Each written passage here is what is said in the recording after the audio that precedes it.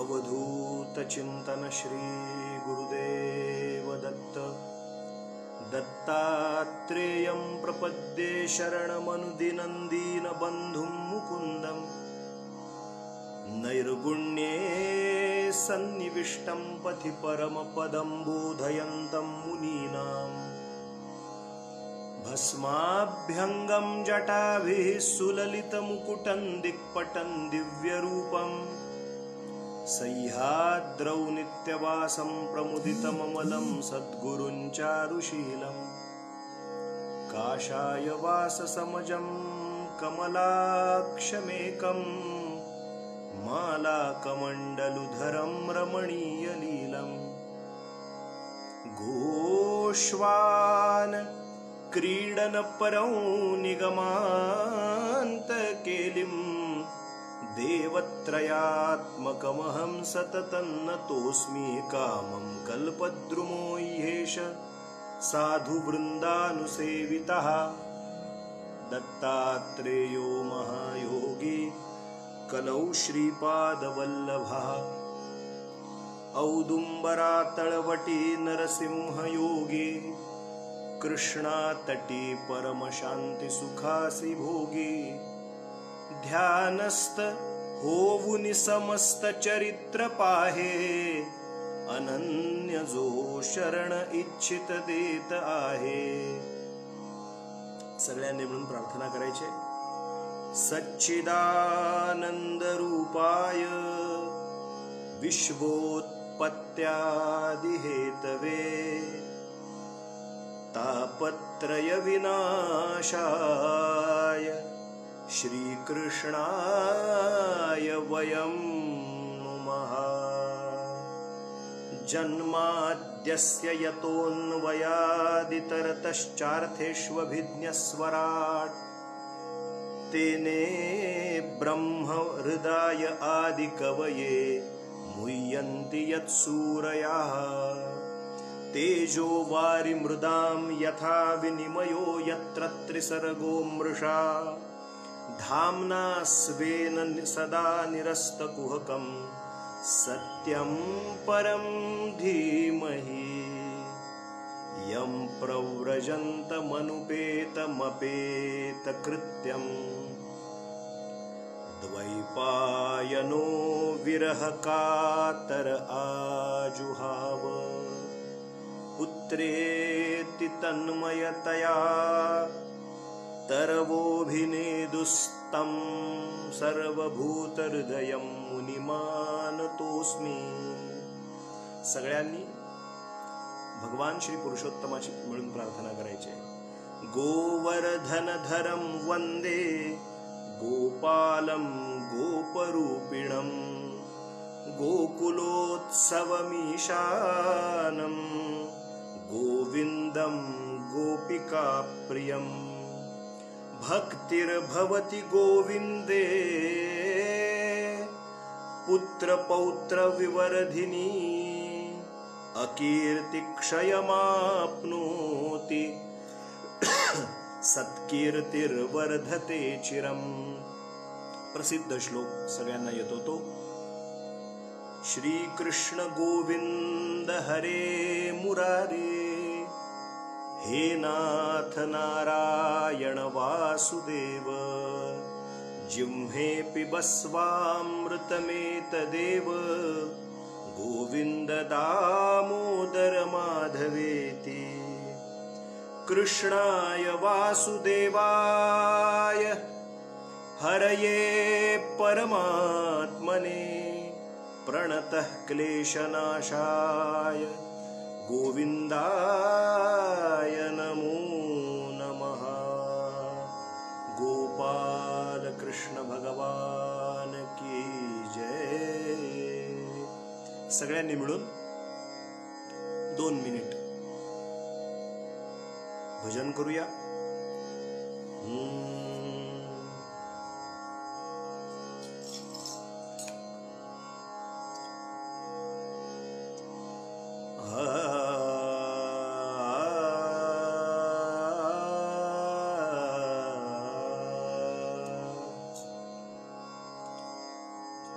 ओम नमो भगवते वासुदेवाय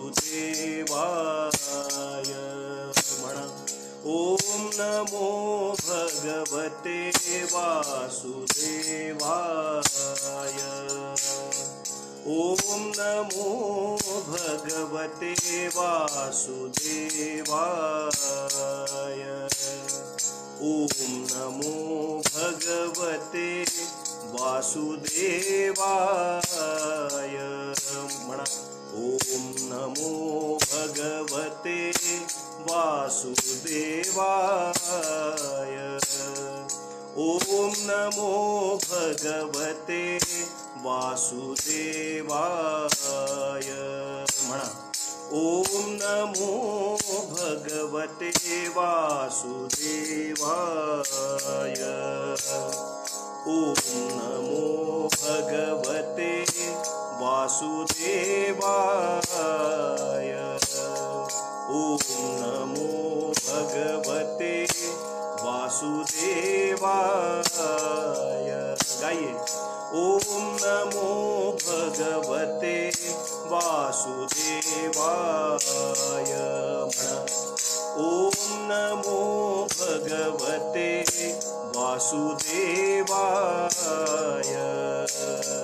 ओम नमो भगवते वासुदेवाय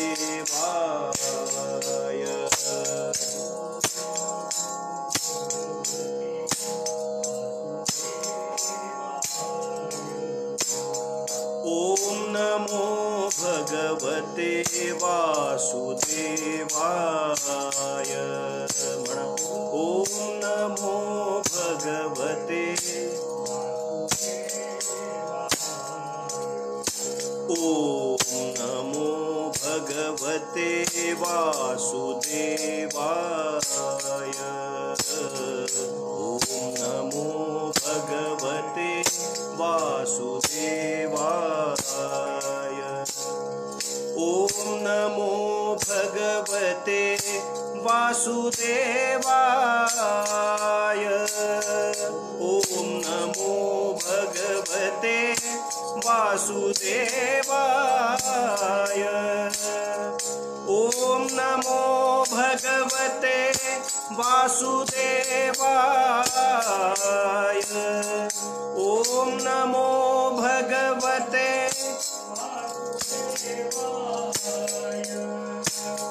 ओम नमो भगवते वासुदेवाय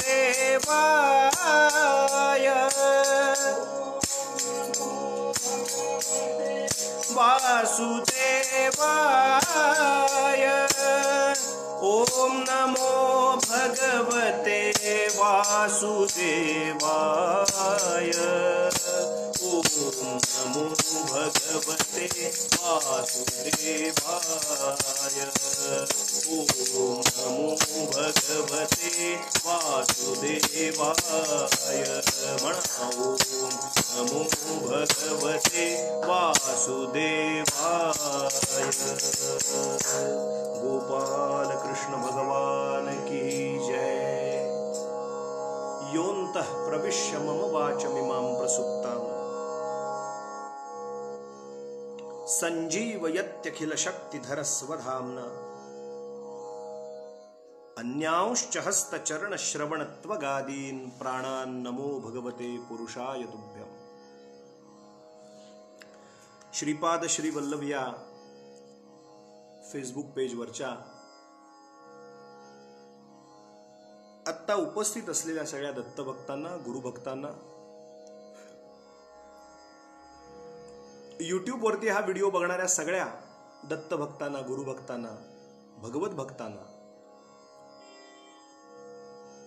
माझा प्रेमपूर्वक नमस्कार। परमेश्वर कृपेनं, सद्गुरु कृपेने रिकव्हरी चांगली होते। त्याच्यामध्ये जितकं काही शक्य आहे, अर्धा पाऊण तास, 1 तास, जितकी सेवेत खंड पडू नये या उद्देशानं फक्त मी या ठिकाणी बसतोय। अधिक मास आहे, महत्वाचा महिना आहे आणि त्या निमित्तानं भगवंताचं ईशानुकथा त्या गायल्या गेल्या नाहीत असं व्हायला नको. श्रवणाचा लाभ आपल्याला जाता जाता घडावा. निरूपण करून प्रवचन सेवेचा म्हणजे कीर्तन, देवांच्या कीर्ती गाण्याचा लाभ माझ्या वाणीला लाभावा म्हणून केवळ हे प्रयोजन आहे. हळूहळू 2-5 दिवसानंतर, 1-4-5 दिवसानंतर जसं जसं सगळं पूर्वस्थितीला येईल त्यानंतर आणखीन आपण व्यवस्थित पद्धतीने आणखीन त्यामध्ये गाणी असतील, संगीत असेल किंवा अन्य काही गोष्टी असतील त्याचा अंतर्भाव सहभाग करून घेता येईल. परंतु आजच्या दिवशीची सेवा करत असताना आपल्या सर्वांच्या हृदयाच्या ठिकाणी परिपूर्ण वास्तव्याला असलेल्या भगवान श्री नारायणांच्या चरणी अनन्य असं वंदन करतो.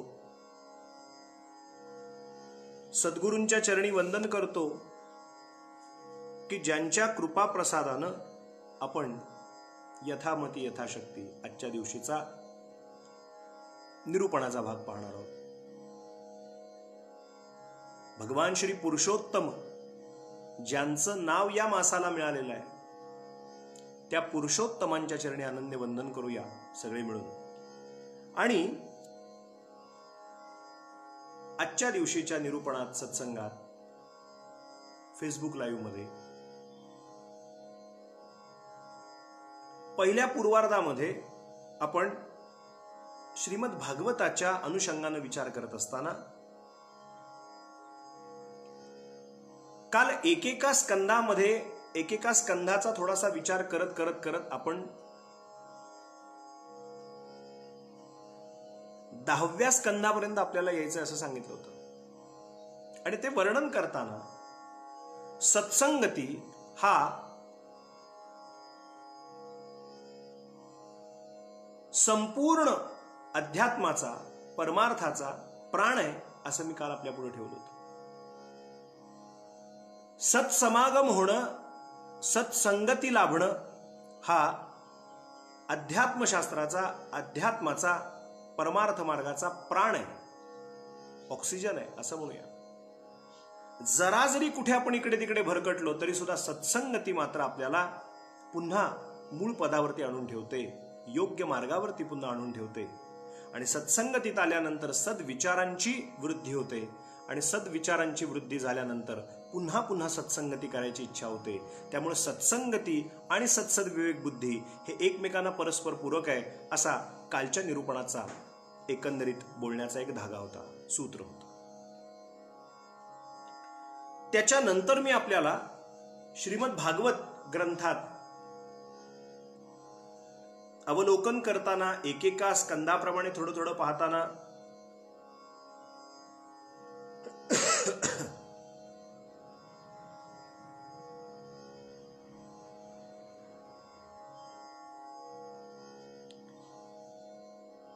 कालच्या भागामध्ये सूर्यनारायणाच्या रोजच्या येण्यानं आणि जाण्याने आपलं आयुष्य क्षणाक्षणांनी, कणाकणांनी संपतंय आणि आम्ही मात्र आपल्या आयुष्याच्या व्यवहारांमध्ये एवढे गर्क आहोत की जागृत स्थिती आम्हाला प्राप्त होत नाही. आणि संत हे जागृतीचं काम करतात. राजा परीक्षित जो आहे त्याला 7 दिवसांनी मरशील म्हणून शापवाणी झालेली आहे आणि त्याला शुकदेव महामुनी त्यांचं सत्संगती लाभले. शुकांचं आगमन झाल्यानंतर सगळे उत्थान म्हणजे उभं राहून उत्थान देत आहेत, नमस्कार करतायत.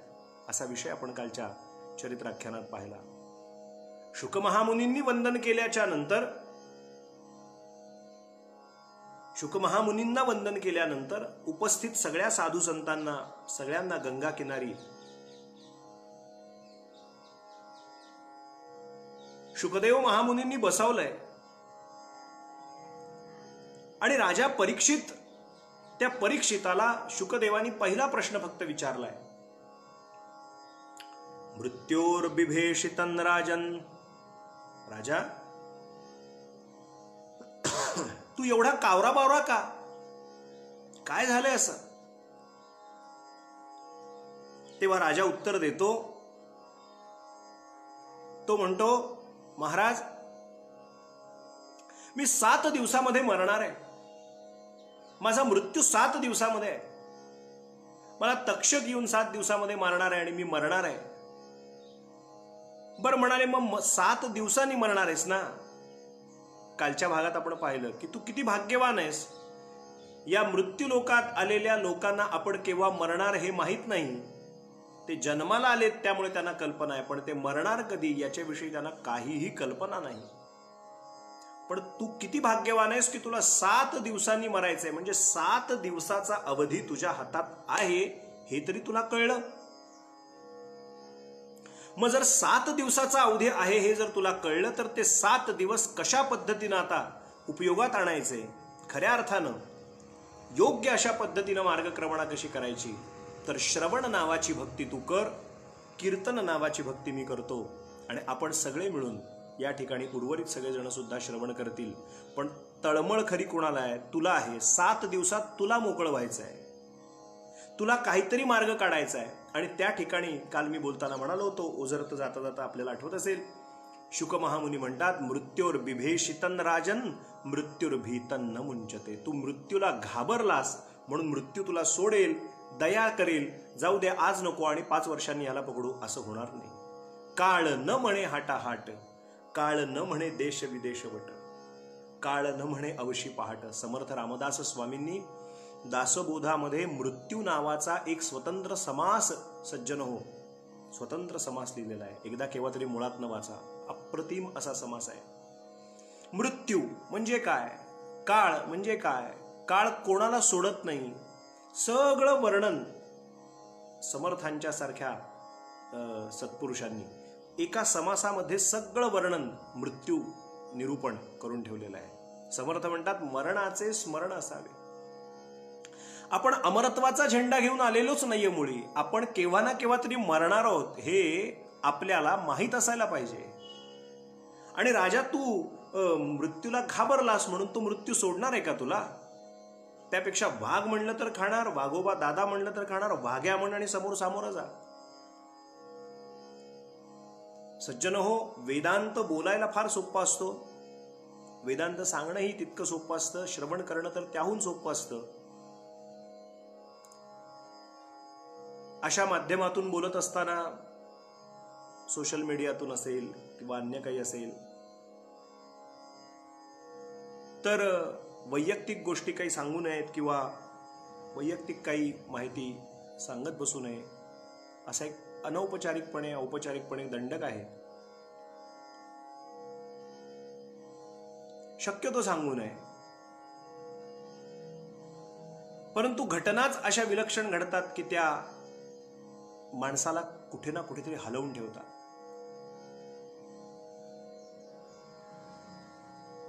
कालच्या दिवशीचं निरूपण करत असताना श्रीमद आद्य शंकराचार्य स्वामी महाराजांचा संदर्भ घेऊन मी कालो न विज्ञायते दृष्ट्वा जन्म जरा विपत्ती मरणम त्रासश्च नोत्पद्यते असा विषय काल घेतला होता. आणि कालचा भाग संपताना मला सारखे फोन येत होते, ते मी कट करत होतो. फोन येत होते, मी ते कट करत होतो.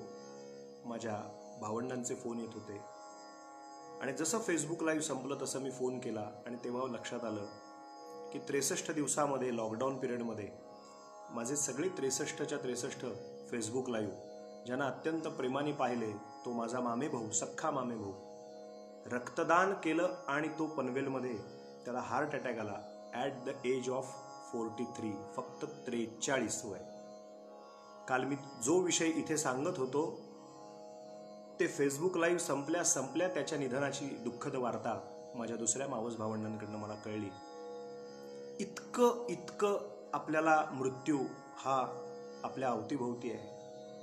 काय कारण आहे का? काही नाही, फक्त रक्तदान करून आलाय आणि एका क्षणामध्ये कोलॅप्स झाला आणि गेलाय. वय वर्ष 43, धट्टाकट्टा माणूस. आज मला त्याची एवढ्यासाठीच आठवण येते की तो कोणी माझा बंधू आहे म्हणून नाही, परंतु या लॉकडाऊनच्या काळामध्ये रोज एक लघुरुद्र, याप्रमाणे 11 लघुरुद्र त्याने एकट्याने बसून केले. म्हणजे एक महारुद्राचं अनुष्ठान त्याने स्वतः बसून लॉकडाऊनच्या काळात केलं. गणपती अथर्वशीर्षाची अनेक आवर्तनं केली. उत्तम उपासना करणारा असा एक जीव काल अचानक संध्याकाळी काही कारण नसताना काळ न म्हणे हाटाहाट, काळ न म्हणे देश विदेशवट, काळ न म्हणे अवशी पहाट. आणि आता लॉकडाऊन पिरियड चालू असल्यामुळे आहे या स्थितीत इथून टाकून जाऊन पुन्हा मुंबईपर्यंत येताही येत नाही. तर जिथे कुठे त्याचं जे काही दुर्दैवी निधन झालंय, भगवान श्री पुरुषोत्तम श्री नारायण भगवान अत्रिपुत्र दत्तात्रय त्याला उत्तम सद्गती देवोत एवढीच या व्यासपीठावरून याचना भगवान दत्तात्रयांच्या चरणी करतो. आणि हेच आपल्या जीवनाचं वास्तव आहे, लक्षात घ्या. हेच आपल्या जीवनाचं वास्तव आहे. काल नेमका हाच मुद्दा मी आपल्या पुढं अत्यंत पोटतिडकीने आणि तळमळीने सांगत होतो की एका क्षणानंतर पुढच्या क्षणाला आपल्या बाबतीत काय आहे माहित नाही. 7 दिवसानंतर आपल्यासाठी काय पान वाढून ठेवले माहित नाही आणि 15 काय पान वाढले आपल्यासाठी माहित नाही. त्यामुळे इतक्या अनिश्चिततेच्या जगामध्ये आपण जगत असताना आपण अमरत्वाचा झेंडा घेऊन आलो या पद्धतीने जेव्हा जगत असतो तेव्हा संत त्यांना पोटात तळमळ निर्माण होते आणि ते वेगवेगळ्या धर्मग्रंथातून आपल्याला जागृतीचं काम करत असतात. लक्षात घ्या श्रोते. म्हणून काल आपल्याला सांगताना सांगितलं होतं की पीत्वा मोहमयीम प्रमाद मदिरा मुन्मत्त भूतई जगत. आम्ही सगळेजण मोहरूपी मदिरा प्राशन करून वावरतोय. त्यामुळे आम्हाला दुःखच नाहीये त्या गोष्टीचं. कोणीतरी जन्माला येत आहे आमच्या आजूबाजूला, कोणीतरी वाढतंय, कोणीतरी विपत्ती अवस्थेमध्ये आहे, कोणीतरी मरतंय आपल्या नातेवाईकांपैकी, पण आम्हाला मात्र त्रास नावाचा विषय होत नाही. त्रासश्च नोत्पद्यते, की मला सुद्धा एकदा केव्हा तरी या स्थितीतून जावं लागणार आहे, मी सुद्धा या स्थितीतून जाणार आहे केव्हा ना केव्हा तरी एकदा. नाही आम्हाला त्रास होत आहे, नाही आमची हालचाल होत आहे, आम्ही अमरत्वाचा झेंडा घेऊन आल्यासारखेच वागतोय. आणि मग मरण म्हणजे नेमकं काय आणि मरण आणि खरं जगणं म्हणजे काय. कधी कधी हिंदी सिनेमातली वाक्य सुद्धा आपल्याला कशी उपयोगाला येतात बघा. आत्ताची नव्हे, जुन्या काही सिनेमातले. आनंद नावाचा सिनेमा होता जुना, राजेश खन्नाचा. संदर्भ वाक्य चांगलं आहे आणि कीर्तनकाराला प्रवचनकाराला जे चांगलं आहे आणि जे चांगलं संदर्भाचं सांगता येईल मुद्दा ठसवण्यासाठी ते कुठलंही घेतलं तरी चालतं. त्यात तो कॅन्सर झालेला असतो राजेश खन्नाला आणि तो जेव्हा अमिताभ बच्चन तो जे काय कॅरेक्टर आहे ते विचारतं तेव्हा राजेश खन्ना पटकन म्हणतो, बाबू मोशाय, जिंदगी लंबी नहीं बड़ी होनी चाहिए. किती लांब जगला याला महत्व नाही, पण जे जगू ते कसं जगला याला फार महत्व आहे. खूप जगला पण ना देवाला उपयोग, ना देवासाठी, ना धर्मासाठी, ना राष्ट्रासाठी, ना घरातल्यांसाठी, ना गल्लीतल्यांसाठी, ना गावासाठी, ना शहरासाठी, तालुक्यासाठी, राज्यासाठी, जगासाठी काही उपयोग नाही याचा. आला आणि मेला, काय उपयोग आहे. खूप लांब जगून उपयोग नाही. जिंदगी बडी होनी चाहिए. इतकं मोठं आयुष्य जगलं गेलं पाहिजे. ज्ञानेश्वर महाराज कमी आयुष्य जगले पण खूप मोठं आयुष्य जगले. शंकराचार्य कमी आयुष्य जगले पण खूप मोठं आयुष्य जगले. हे सगळी एकापेक्षा एक मंडळी आपण काढून बघा. आयुष्य किती जगली याला महत्व नाही, ते कसे जगले याला फार महत्वाची गोष्ट आहे, लक्षात घ्या. त्यामुळे मृत्यू नावाची एक अनामिक भीती वर्तमान काळामध्ये, कोरोनासारख्या काळात, मी काल हाच विषय तळमळीने सांगत होतो आणि तो झाल्यानंतर हा सगळा विषय झाला. ठीक आहे, व्यासपीठावरून आज अतिशय तळमळीनं त्याला मी आदरांजली श्रद्धांजली दिली आहे. आपण सगळे जणांनी सुद्धा आदरांजली दिलेली आहे. इतकं ते पटणार आहे. जे जाणार नाहीत अशांची नावं आपल्याला कळत आहेत आणि जी म्हणतायत मला सोडवा देवा मला सोडवा, ती अजून आहेत जिवंत. त्यामुळे इतका विचित्र काळ आता सध्याचा चालू आहे, अनामिक दडपणाचा, भीतीचा. प्रत्येक क्षणाक्षणाला संयमाची परीक्षा घेतली जाते प्रत्येकाच्या घरामध्ये. इथे बरेच जण कोण लिहित आहेत, आमच्या घरात कोणाला झालाय कोरोना, आणखीन कोण म्हणते आमच्या घरात अमक्याला झालाय.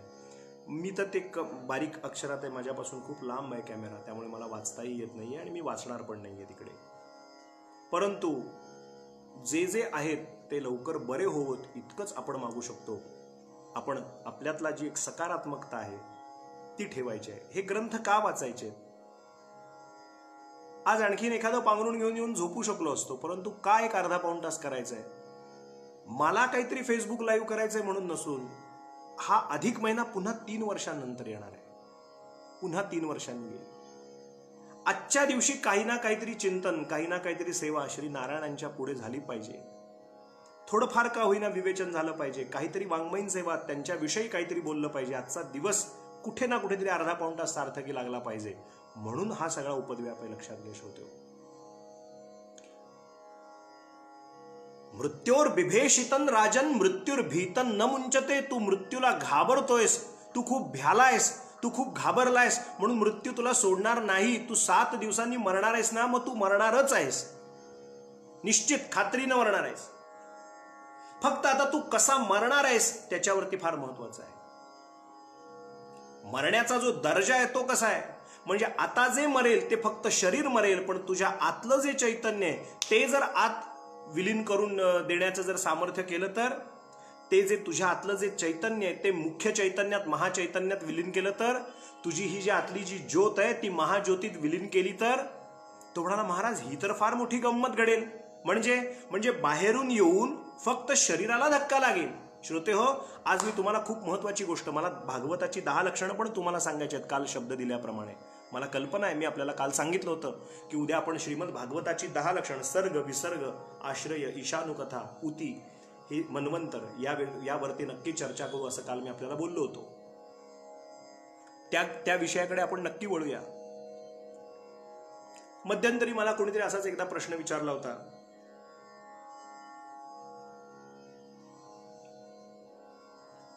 चर्चा आहे ही,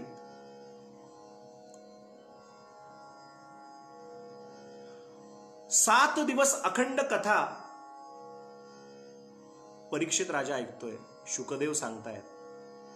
जेव्हा 7वा दिवस झाला ना, आमचे गुरुजी सांगायची गोष्ट, असा चातुर्मास काळ चालू असला की शंकराचार्य मठामध्ये किंवा महाराज आमचे जिथे चातुर्मासाला असायचे त्या ठिकाणी आम्ही असताना अनेक विद्वान मंडळी श्रीमद भागवत कथा करणारी, महाराजांच्या आश्रयालयाची, नारायण शास्त्री गोडबोले असतील, मराठवाड्यातली विद्वान एकापेक्षा एक विद्वद वरेण्य अशी लोक असतील.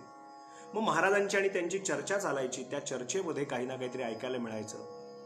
ते 97, 98, 99, 2000, 2001, 2002 मध्ये ऐकलेल्या काही या 5-7 वर्षातल्या सत्संगातल्या गोष्टी. एक मुद्दा महाराजांनी फार सुंदर सांगितला होता, मला या निमित्तानं सांगायचंय. म्हणजे आत्तापर्यंत जो विषय काल आणि आज मी सांगतोय आपल्याला, त्याचा एकंदरीतपणे कन्क्लूड केला जाईल, त्या सगळ्या विषयाची सांगता केली जाईल व्यवस्थितरित्या, आणि तो मुद्दा आपल्यापर्यंत नीट पोहोचेल. नेमकं काय सांगायचंय मला ते आतापर्यंत. 7 दिवस तो कथा ऐकत होता. शुक महामुनी सांगत होते, परीक्षित ऐकत होता. आता जवळजवळ त्याचं सगळं काम झालेलंच आहे.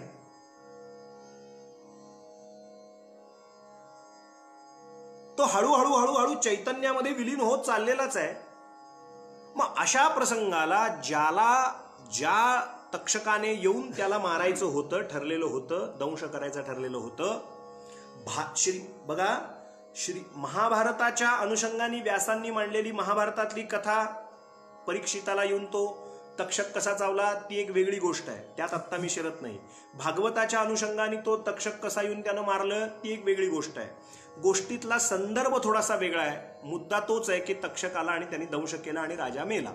बघा, 7 दिवसानंतर राजा मेला. मुद्दा फार बहारीचा सांगणार आहे तुम्हाला दृष्टांत. ऐकून ठेवा, हृदयात पक्का करून ठेवा, इतकं सुंदर गोष्ट आहे. हे जो सगळा खटाटोप किंवा हा जो सगळा उपद्व्याप करायचा आहे ना, एक व्रत नियम, एका पद्धतीने आयुष्य जगायचं, याचं कारण का, या सगळ्या मागचं मूळ उद्देश काय, त्याचं मर्म श्रोते हो इथे दडलंय, या उत्तरात दडलंय. एक अत्यंत उत्तम असा मांत्रिक,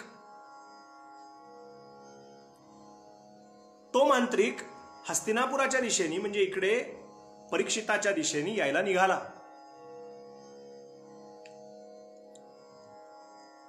आणि हे तक्षक इत्यादी किंवा सर्प योनीतले इत्यादी हे बहुरूपी असतात. त्यातल्या एकानं मानवी रूप घेऊन तो वरती बसलेला होता. हा आलेला जो होता मांत्रिक, हा तर मनुष्य योनीतला होता, हा येत होता रस्त्यानं. आता तक्षक म्हणजे हा सगळ्या सर्प योनीतला श्रेष्ठ, त्यानं लांबनं पाहिलं हा जो येतोय हा मोठा मांत्रिक आहे, याला सगळं येत आहे, याला विष उतरवण्याची कला आहे. बघा मुद्दा काय आहे, याला असं कळलं, कानावरती आलं, कर्णोपकरणी आलं की एक राजा आहे, त्याला कोणीतरी साप म्हणे नाक चावणार आहे आणि तो राजा मरणार आहे. राजा मरणाच्या भीतीनं अतिशय तळमळतोय. आपण तिथे पोहोचावं, राजाला तो तक्षक काय जो कुठला सर्पयोनीतला कुठला जो प्रकार आहे तो चावू दे, राजाला विषबाधा होऊ दे आणि आपण मंत्रशक्तीनं सगळी ती विषबाधा काढून घेऊ आणि राजाला पुन्हा जीवदान देऊ, आपलं आपलं द्रव्य घेऊ आणि आपण घरी जाऊ. या द्रव्याच्या कांक्षेनं द्रव्याच्या मांत्रिक राजाच्या दिशेने निघालाय. आमच्या गुरुजींच्या आणि काही भागवतकारांच्या सत्संगात ऐकलेला प्रसंग आपल्याला सांगतो, काय मर्म दडलाय. हा जो बहुरूपी बनून बसला होता, जो 7 दिवसानंतर जाऊन चावणार होता, त्यानं पाहिलं हा मांत्रिक जाऊन विष उतरवण्यासाठी म्हणून निघालाय, प्रयोजन आहे याचं काहीतरी. त्यानं बहुरूपी होता, त्यानं मानवी देह धारण केला होता. तक्षकानं त्याने विचारलं, का हो तुम्ही मांत्रिक आहात का? जुन्या काळात असं होतं, उतरविती मंत्र बळे मांत्रिक चढल्या विषानसावरती. नसांमध्ये विष चढायला लागलं की मांत्रिक मंत्रशक्तीनं विष खाली उतरवायचे. टेंबेस्वामींच्या अगदी लांब लांब कशाला 100 वर्षापूर्वी टेंबेस्वामींच्या चरित्राख्यानामध्ये सुद्धा असा संदर्भ आपल्याला कळतो. बालवयामध्ये टेंबेस्वामी महाराज सावंतवाडीला जाताना एक नाग मध्ये आला, वास्तुशांत करताना मंत्रशक्तीने महाराजांनी रिंगण केलं आणि एक नाग असाच्या असा उभा राहिलेला होता, त्याला तिथेच महाराजांनी बद्ध केलं. महाराज वास्तुशांतीला गेले, दुसऱ्या मार्गाने पुन्हा अकेरी फाट्यावरून पुन्हा सावंतवाडीतलं काम करून अकेरी फाट्यावरनं पुन्हा माणगावात आले आणि रात्री पाठ टेकली. तेव्हा दत्तप्रभूंनी सांगितलं, एका जीवाला तुम्ही सकाळी बद्ध करून ठेवलंय मंत्रशक्तीने, तो दिवसभर तात्काळ तसाच उभा आहे, त्याला मोकळं करा. महाराज पुन्हा मध्यरात्री जातात व त्या मंत्रशक्तीने ते जे रिंगण असतं ते पुन्हा मोकळं करतात आणि त्या नागाला मार्ग मोकळा करून देतात. म्हणजे मंत्रशक्तीनं हे सगळं केलं जाऊ शकतं. हे अगदी 100 वर्षापूर्वी महाराजांच्या चरित्रामध्ये आहे आलेलं. तुम्ही चरित्र वाचा, आपल्या लक्षात येईल. मग चढलेलं विष सुद्धा मंत्रशक्तीनं उतरवल्या जातं. मी ही गोष्ट सांगतोय 5000 वर्षापूर्वीची. हे जर 100 वर्षापूर्वी, तर 5000 वर्षापूर्वी ते ज्ञान आणखीन प्रगत असेल, आणखीन आणखीन आणखीन प्रखर अशा पद्धतीचं असेल. तो म्हणाला, हो मी विष उतरवतो. म्हणजे कुठलंही म्हणाले, कुठलंही. आता हा बोलतोय कोणाशी, हा मांत्रिकाला हे माहित नव्हतं की आपण प्रत्यक्ष तक्षकाशीच बोलतोय, कारण तो मानवी देह धारण करून होता समोरचा तक्षक बहुरूपी म्हणून. तो म्हणला, समजा इथे हे झाड आहे, या झाडावरती काही विषबाधा झालेली असेल पानांमध्ये, तर तुम्ही ती पानाशी होरपळल्यानंतर ती पानाशी हे झालेली आहेत, कोरडी झाली आहेत, त्यांना पुन्हा संजीवनी तुम्ही देऊ शकता मंत्रशक्तीनं. तो म्हणाला, तुमच्याकडे जर काही असेल तर तुम्ही विषबाधा करून दाखवा. त्या शेवटी झाड हे पण सजीव आहे, तुम्ही प्रयोग करून दाखवा, मी करून दाखवतो माझ्याकडचा व्यवहार.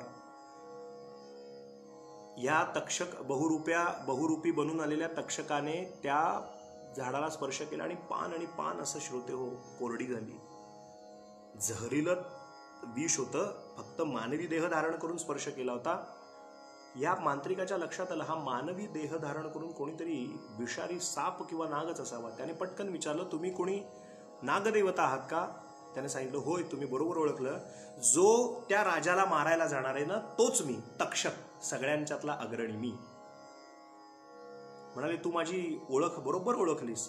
आता ही सगळी पान या झाडावरचं सगळं कोरडं झालंय, पाहिलंस ना तू माझ्याकडचं विष काय प्रकाराचं आहे ते? तो म्हणाला, अजून तुमच्याकडचं झालंय, अजून माझ्याकडचं शिल्लक आहे, ज्ञानाचा विषय. तुमच्याकडचं झालं, आता माझ्याकडचा विषय शिल्लक आहे, थांबा म्हणाला. त्याने त्याच्या मंत्रशक्तीनं अशी काही लीला केली, असा काही प्रकार केला श्रोते हो, की त्या पानाला पुन्हा संजीवनी आली आणि मंत्रशक्तीनं सगळं विष उतरवून घेतलं त्या झाडातलं आणि सगळं झाड पुन्हा होतं जसंच्या तसं करून दाखवलं. तो तक्षक सुद्धा क्षणभर म्हणाला, वाहवा रे वाहवा, क्या बात आहे, काय ताकद आहे या मांत्रिकाच्या ठिकाणी, किती अधिकारी आहे हा, केवढी मंत्रशक्ती तयार आहे याची, की एवढं भलं मोठं झाड ज्याला मी पूर्णतः बाधित केलं होतं, दंश केला होता, एवढ्या मोठ्या झाडाला मी एवढा असर केला होता, पण त्या असर त्यात सगळ्याचा काढून घेतला या मांत्रिकानं. केवढा तयारीचा आहे हा मांत्रिक.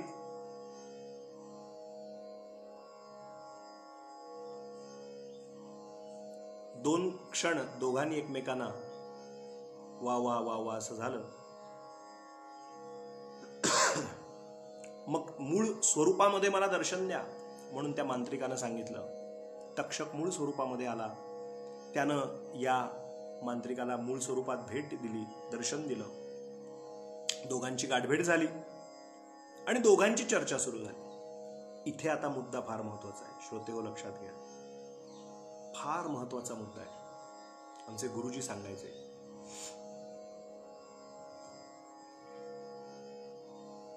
तो जो तक्षक होता ना, तो तक्षक त्या मांत्रिकाला म्हणतो, बाबा तू खूप अधिकारी आहेस, तुझ्याकडची मंत्रशक्ती खूप अधिकारी आहे.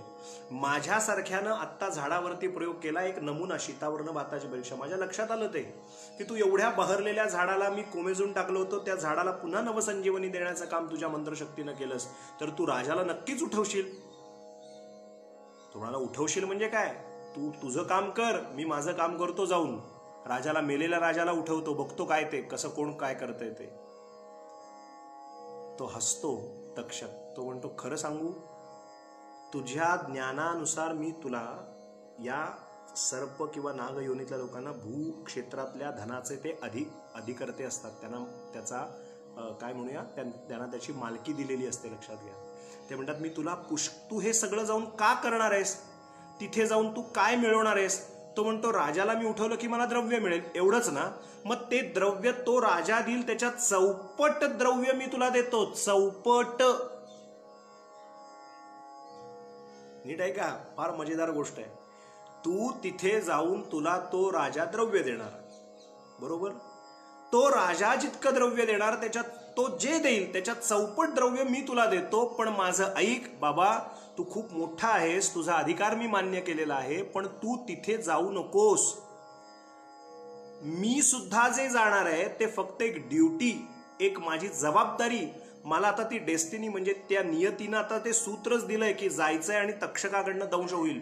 ते शमिक आणि त्या शृंगी ऋषींच्याकडनं झालेला जो शाप आहे, तो शापाची शापवाणी पूर्ती करण्याकरता मी फक्त जाणार आहे. तो म्हणतो, म्हणजे? तो म्हणतो, तू तिथे मी जाणार, मी त्याला मारणार आणि तू तिथे पोहोचणार आणि तू राजाला उठवणार. पण ही नियती आता शिल्लक राहिलेली नाही.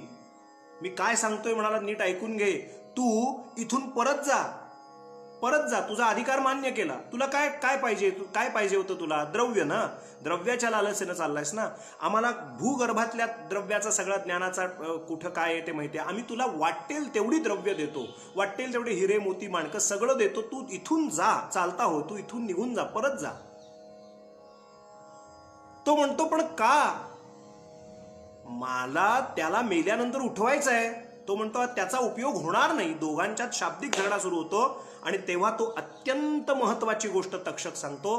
तो म्हणतो, आता इथून पुढे मी 7व्या दिवसानंतर फक्त जाऊन राजाच्या शरीराला मारणार आहे, राजाला नव्हे. आता मी जाऊन फक्त राजाच्या शरीराला मारणार आहे, फॉर्मॅलिटी करून येणार आहे. फक्त जाऊन एक काय म्हणूया औपचारिकता आहे तेवढी साजरी करून येणार. मी स्पर्श करणार, मग राजा मेला असं दिसणार आणि राजा मरणार. वास्तविक राजा आता मृत्यूच्या काळाच्या अतीत गेलेला आहे. काय उत्तर देतोय तो तक्षक मांत्रिकाला. मग तो मांत्रिक का परत गेला, त्याला महाराजांचे दृष्टांत सांगायचे. एखाद्या माणसाने एखादा मोठा टीव्ही एखाद्या बॉक्समधनं आणला. तो जो टीव्ही आहे, टेलिव्हिजन आहे, तो त्या बॉक्समध्ये आहे. टीव्ही आत आहे, त्याला काच आहे, त्याला बटणं आहे, त्याला अमकं आहे, तमकं आहे. अतिशय जबाबदारीनं आणतो आपण, बरोबर. त्याला वाहतूक त्याची नीट करतो. अरे ते नीट ठेवा, ते काच फुटेल, ते असं होईल, ते तसं होईल. आपण खूप काळजी घेत असतो. का? कारण आपलं लक्ष बॉक्सकडे नसतं, बॉक्सच्या आतमध्ये जे आहे त्याच्याकडे असतं, बरोबर. दृष्टांतापुरता घ्यायचा आहे, मुद्दा लक्षात आपण नक्की घ्याल.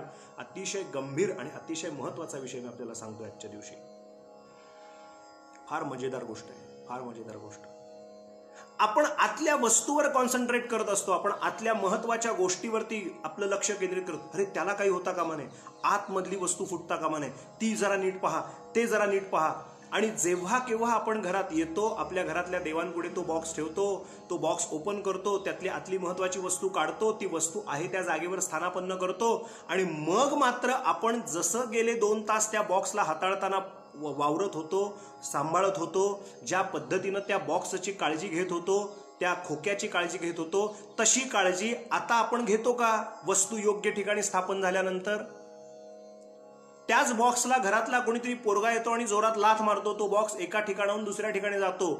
हेच 2 तासापूर्वी जर कोणी केलं असतं घरातल्या लहान पोरांनी, तर मोठा माणूस ओरडतो, लाथ मारू नको, आज टीव्ही आहे, काच फुटेल.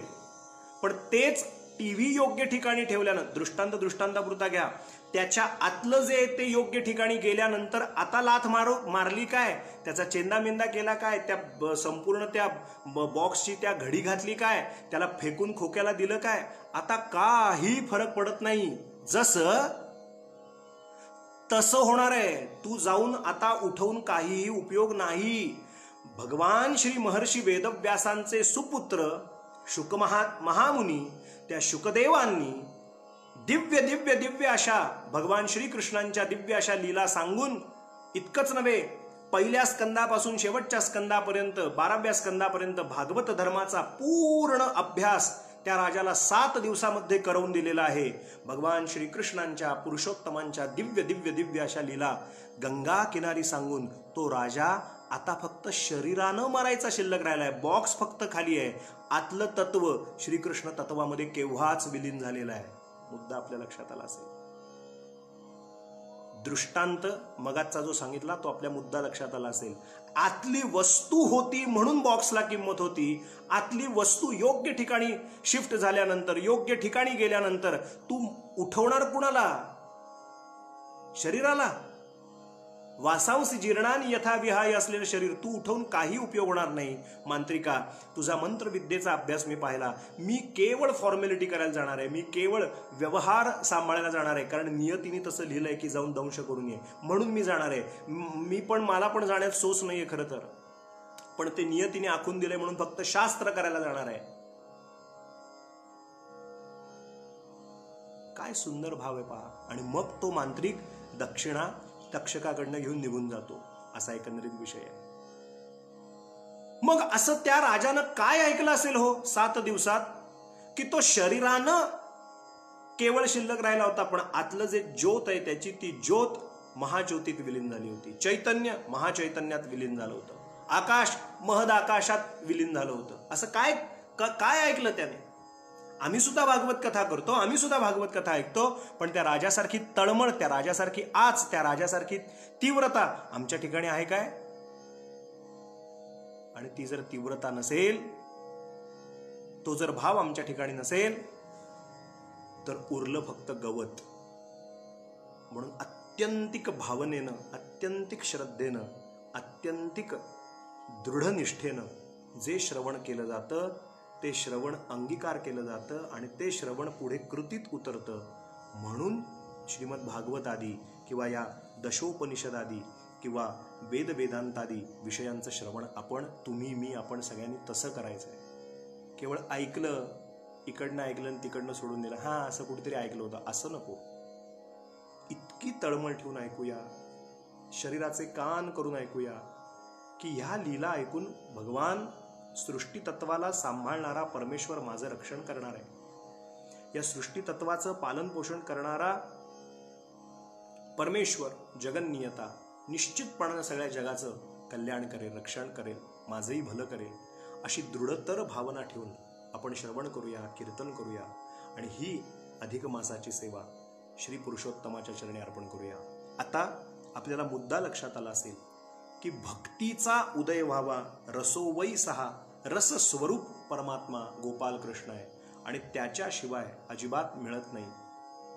परमेश्वर प्राप्ती ही भक्तीशिवाय किंवा अत्यंतिक तळमळीशिवाय होत नाही. म्हणून मी काल एक सूत्र आपल्याला सांगितलं होतं, मोक्ष कारण सामग्र्याम भक्तिरेव गरीयसी. श्रीमदाद्य शंकराचार्य म्हणाले, मोक्ष नावाचा जर विषय तुम्हाला मिळवायचा असेल तर मोक्ष कारण सामग्र्याम भक्तिरेव गरीयसी. भक्ती हीच तुम्हाला आवश्यक आहे. भक्ती ज्ञानाची माऊली, करी कृपेची सावली, जिने ज्ञान नामरूपा आणली, ब्रह्ममूर्ती भली अनायासे. टेंबेस्वामी महाराज दत्त महात्म्यात म्हणतात. भक्ती देवीला जर आपण प्रसन्न करून घेतलं तर भगवान भक्तीशिवाय कुठेही इकडे तिकडे लुब्ध होतच नाहीत. मुळे तुम्ही खूप मोठी कर्मकांड केलीत, खूप मोठे क्रियाकर्म करीत बसलात, खूप मोठी कर्मकांड करीत बसलात, खूप मोठे तीर्थयात्रा करीत बसलात, खूप काही वेगवेगळ्या गोष्टी करत बसलात, जगातल्या अन्य गोष्टी करत बसलात, परंतु भक्तीचा ओलावा, प्रेमाचा ओलावा त्या कृतीतला जर तुमचा त्या कृतीमध्ये नसेल, त्या कर्मामध्ये नसेल, ते प्रेम म्हणजेच भक्ती आहे श्रोते. आणि ते प्रेम, त्यातल्या त्यात परमप्रेम, ते परमप्रेम, त्या प्रेमाचा परमेश्वर भुकेलेला असतो.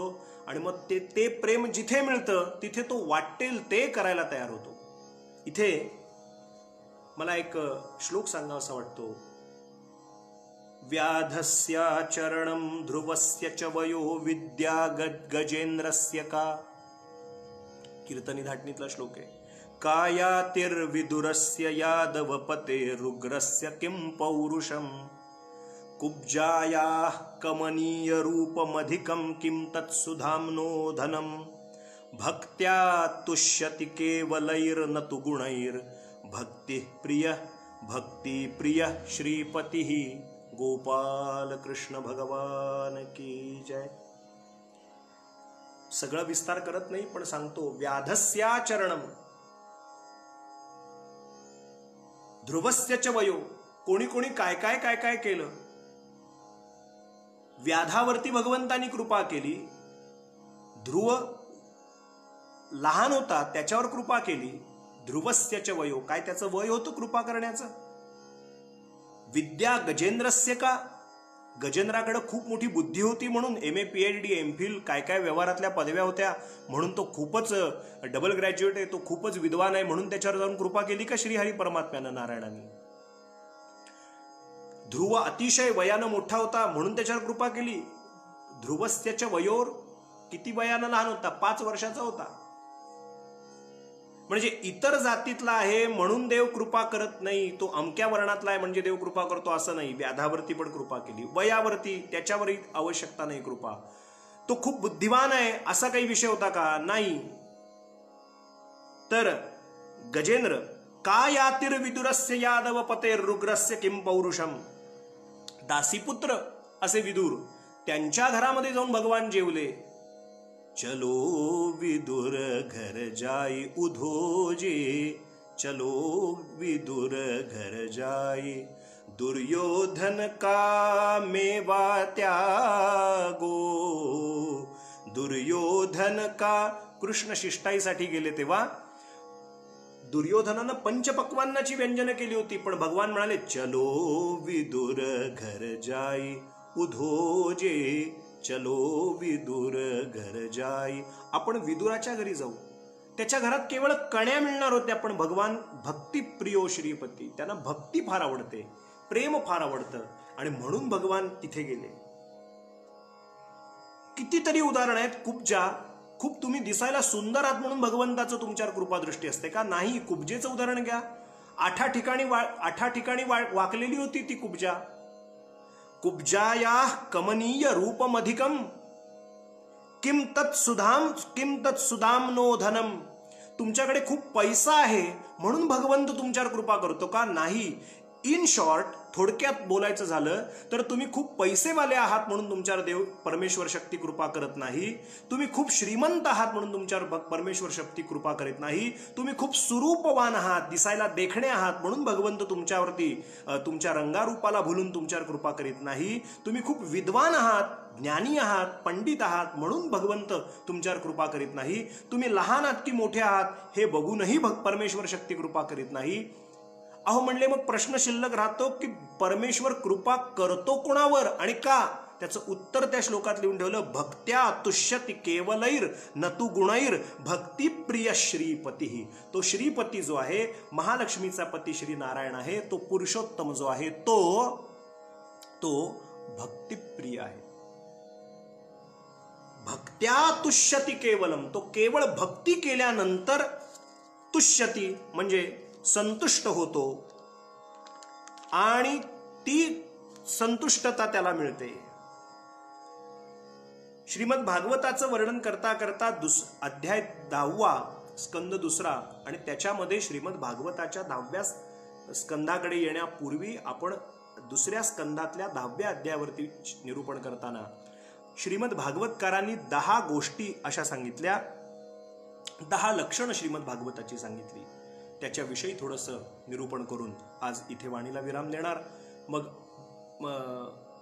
आपल्या अधिक मासातला थोड्याशा गोष्टी आपल्या पुढे ठेवून आज इथे थांबायचं. बघा, निर्गुण निराकार शुद्ध बुद्ध नित्यमुक्त स्वरूपाचा परमात्मा, तो परमात्मा,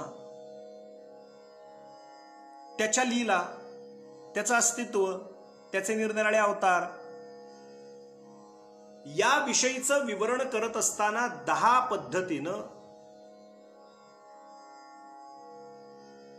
श्रीमद भागवताकडे पहा असं श्रीमद भागवतकारच 2ऱ्या स्कंदाच्या 10व्या शेवटच्या अध्यायात सांगतात, स्कंद समाप्ती करताना. त्याच्यामध्ये भागवतकार म्हणतात, अत्र सर्गो विसर्गश्च स्थानं पोषणमूतयः मन्वंतरेशानुकथा निरोधे मुक्तिराश्रयः. काल सांगितलं होतं. सूत महामुनी शौनक आदी ऋषींना सांगतायत, ते म्हणतात की 10 गोष्टींनी श्रीमद भागवताची 10 लक्षणं सांगितली. सर्ग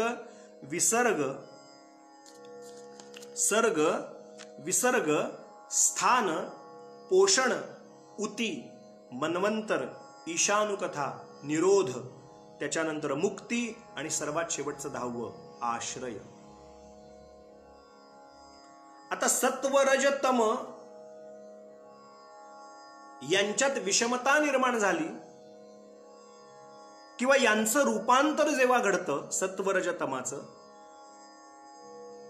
फार मजेदार विषय सांगतो आपल्याला, कारण आपल्याला या मुद्द्यावरतून 9व्या स्कंदावरती येऊन 9व्या स्कंदावरतून मग 10व्या स्कंदाच्या म्हणजे श्रीकृष्ण जन्माच्या गोष्टीपर्यंत यायचं. आणि मग एकदा कृष्ण जन्म सुरू झाला की कृष्णाच्या बाललीला आपल्याला या अधिक मासात, अश्विन अधिक मासात आपल्याला श्रवण करायचे आहे. त्याची एकंदरीत ही पार्श्वभूमी, मानसिक स्थिती, एकंदरीत एक चौकट आपल्याला तयार व्हावी आणि या पायावरती आपल्याला पुढची इमारत उभी करता यावी, म्हणून हा सगळा निरूपणाचा घाट आहे. पृथ्वी, आप, तेज, वायू, आकाश या पंचमहाभूतांपासून ही सृष्टी तयार होते.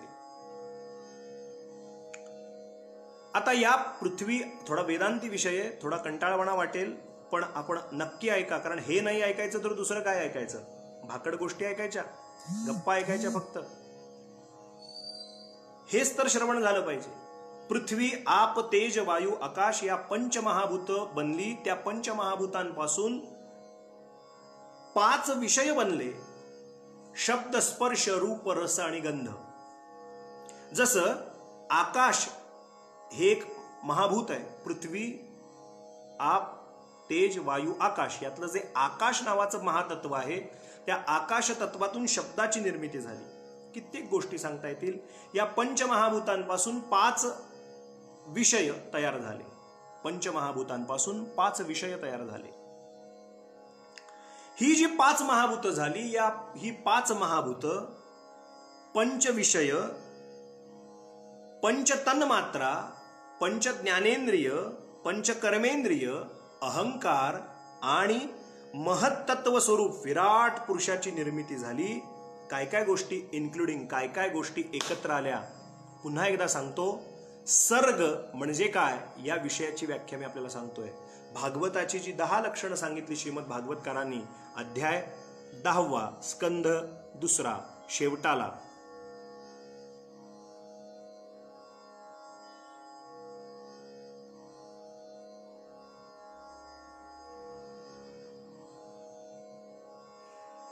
पहिलं पंचमहाभूत, दुसरं पंचतन्मात्रा, तिसरं पंचज्ञानेंद्रिय, पंचकर्मेंद्रिय, मग अहंकार, मग महत्तत्व स्वरूप विराट पुरुषाची निर्मिती होते.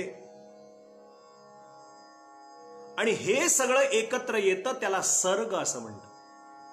पहिला विषय आहे सर्ग, दुसरा आहे विसर्ग. ब्रह्मदेवांकडून जी चराचर सृष्टी निर्माण झाली त्याला विसर्ग असं म्हणतात. म्हणजे आधी सर्गाची व्याख्या आपल्याला सांगितली. पंच ज्ञानेंद्रिय, पंच कर्मेंद्रिय, पंच महाभूत, पंच तन्मात्रा, अहंकार आणि महत्तत्व स्वरूप विराट पुरुषाची निर्मिती होते, त्याला सर्ग म्हणतात. सर्गानंतर विसर्ग आला. भागवताच्या लक्षणातलं दुसरं लक्षण सर्ग विसर्ग. विसर्ग कोणाला म्हणायचं तर ब्रह्मदेवांची निर्मिती झाली श्री परमपुरुषाकडनं. त्या ब्रह्मदेवांकडून या दिसणाऱ्या दृश्य जगाची निर्मिती झाली. त्या ब्रह्मदेवांकडून निर्माण केलेली जी सृष्टी होती त्याला विसर्ग असं म्हणतात. सर्ग विसर्ग. मग म्हटलं स्थान, तिसरं आलं स्थान. सर्ग विसर्ग स्थान. स्थान म्हणजे मायेच्या प्रभावानं निर्माण झालेली ही सृष्टी. शब्द नीट ऐका.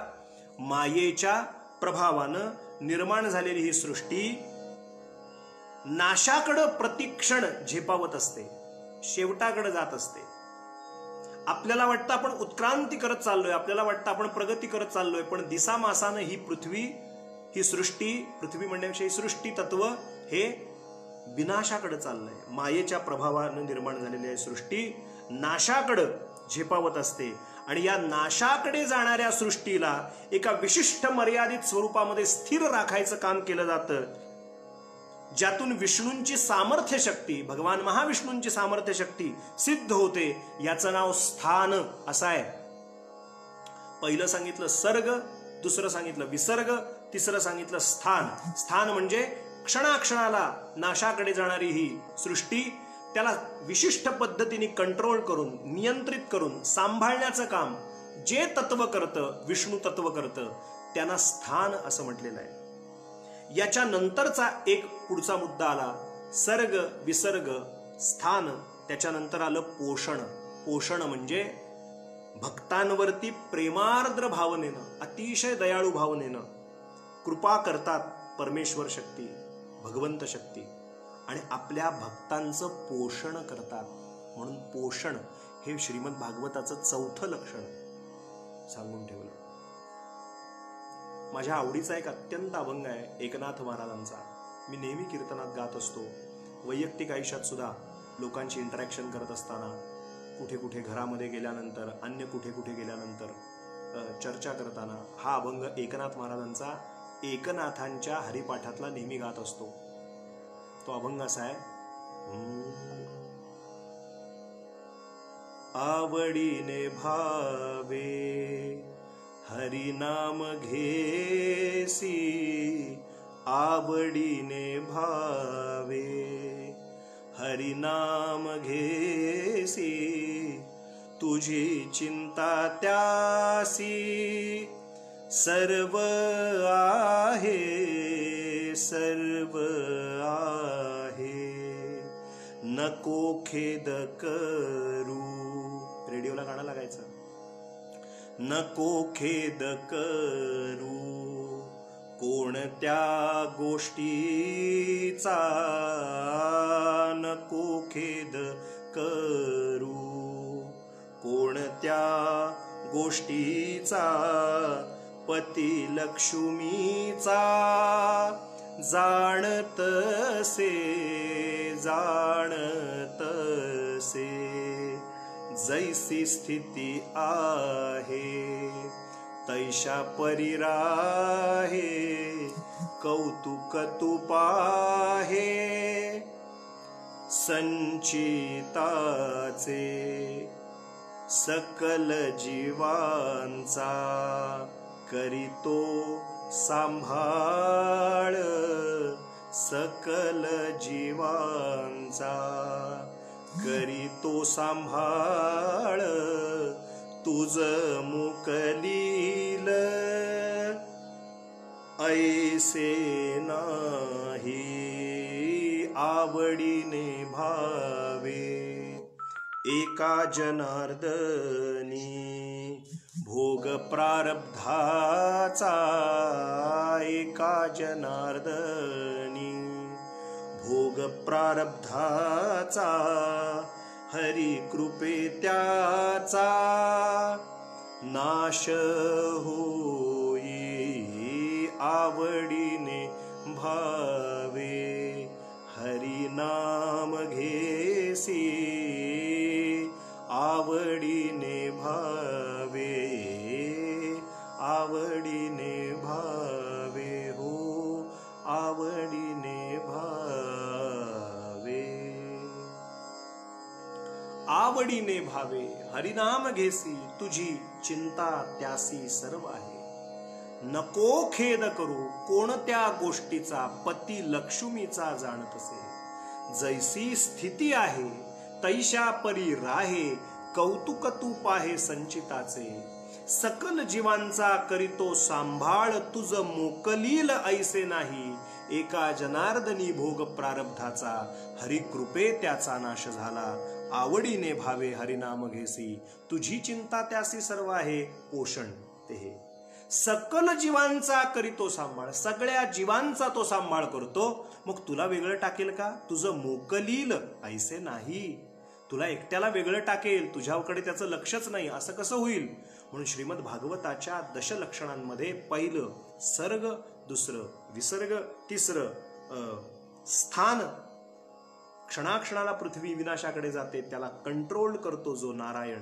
ते स्थान आणि सर्वात चौथं महत्वाचं पोषण प्रत्येक प्राणी मात्राचं पोषण करणारा आपल्याला आपल्या मुलाबाळांची काळजी जर वाटते त्यांनी कसं ते कसं जेवतील ते काय व्यवहार करतील त्यांचं कसं होईल हे जर आपल्याला आपल्यापासून जन्माला आलेल्या मुलाबाळांची जर आपल्याला काळजी असेल तर हेच लॉजिक तिकडे वापरायला नको का हे सृष्टी तत्वच ज्यानं निर्माण केलं त्याला प्रत्येक जीवमात्राची काळजी नसेल का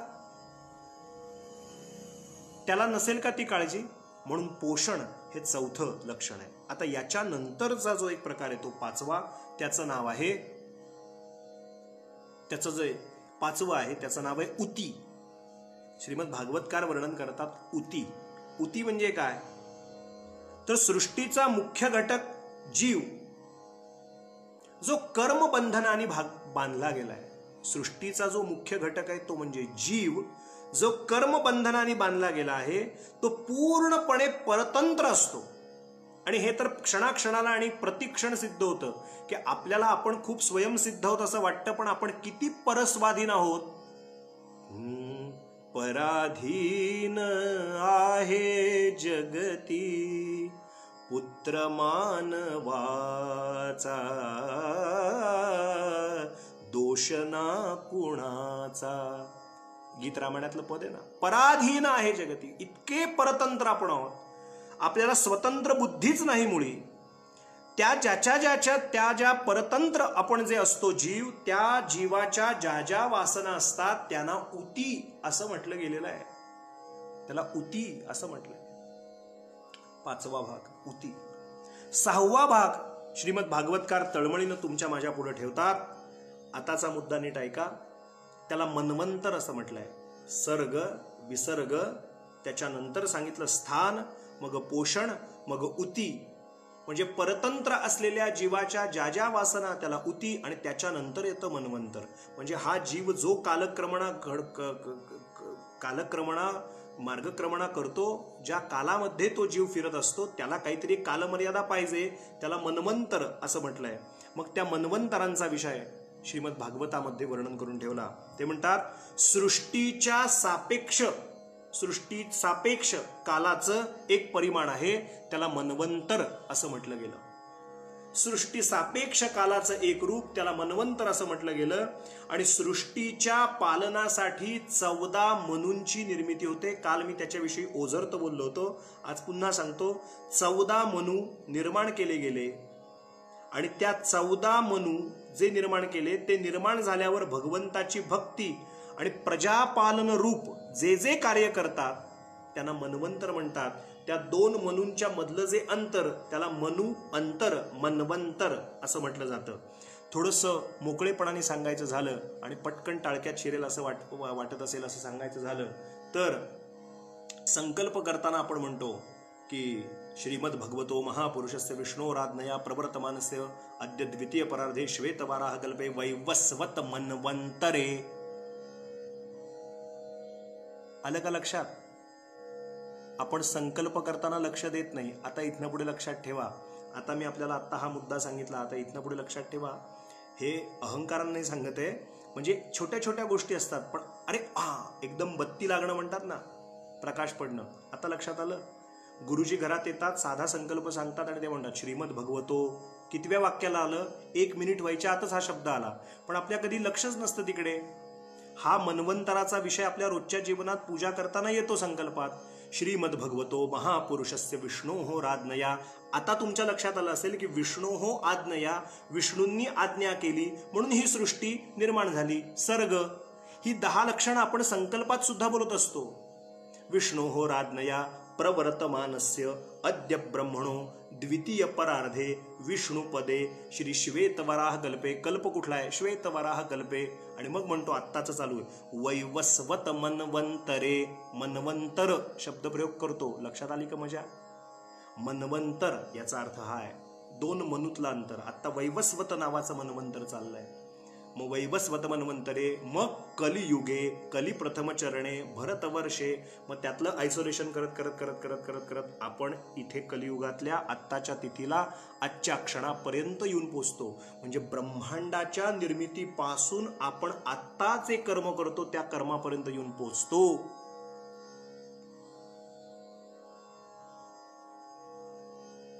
तर ते मन्वंतर कसं आहे? तर एका मन्वंतरामध्ये 71 महायुग होतात.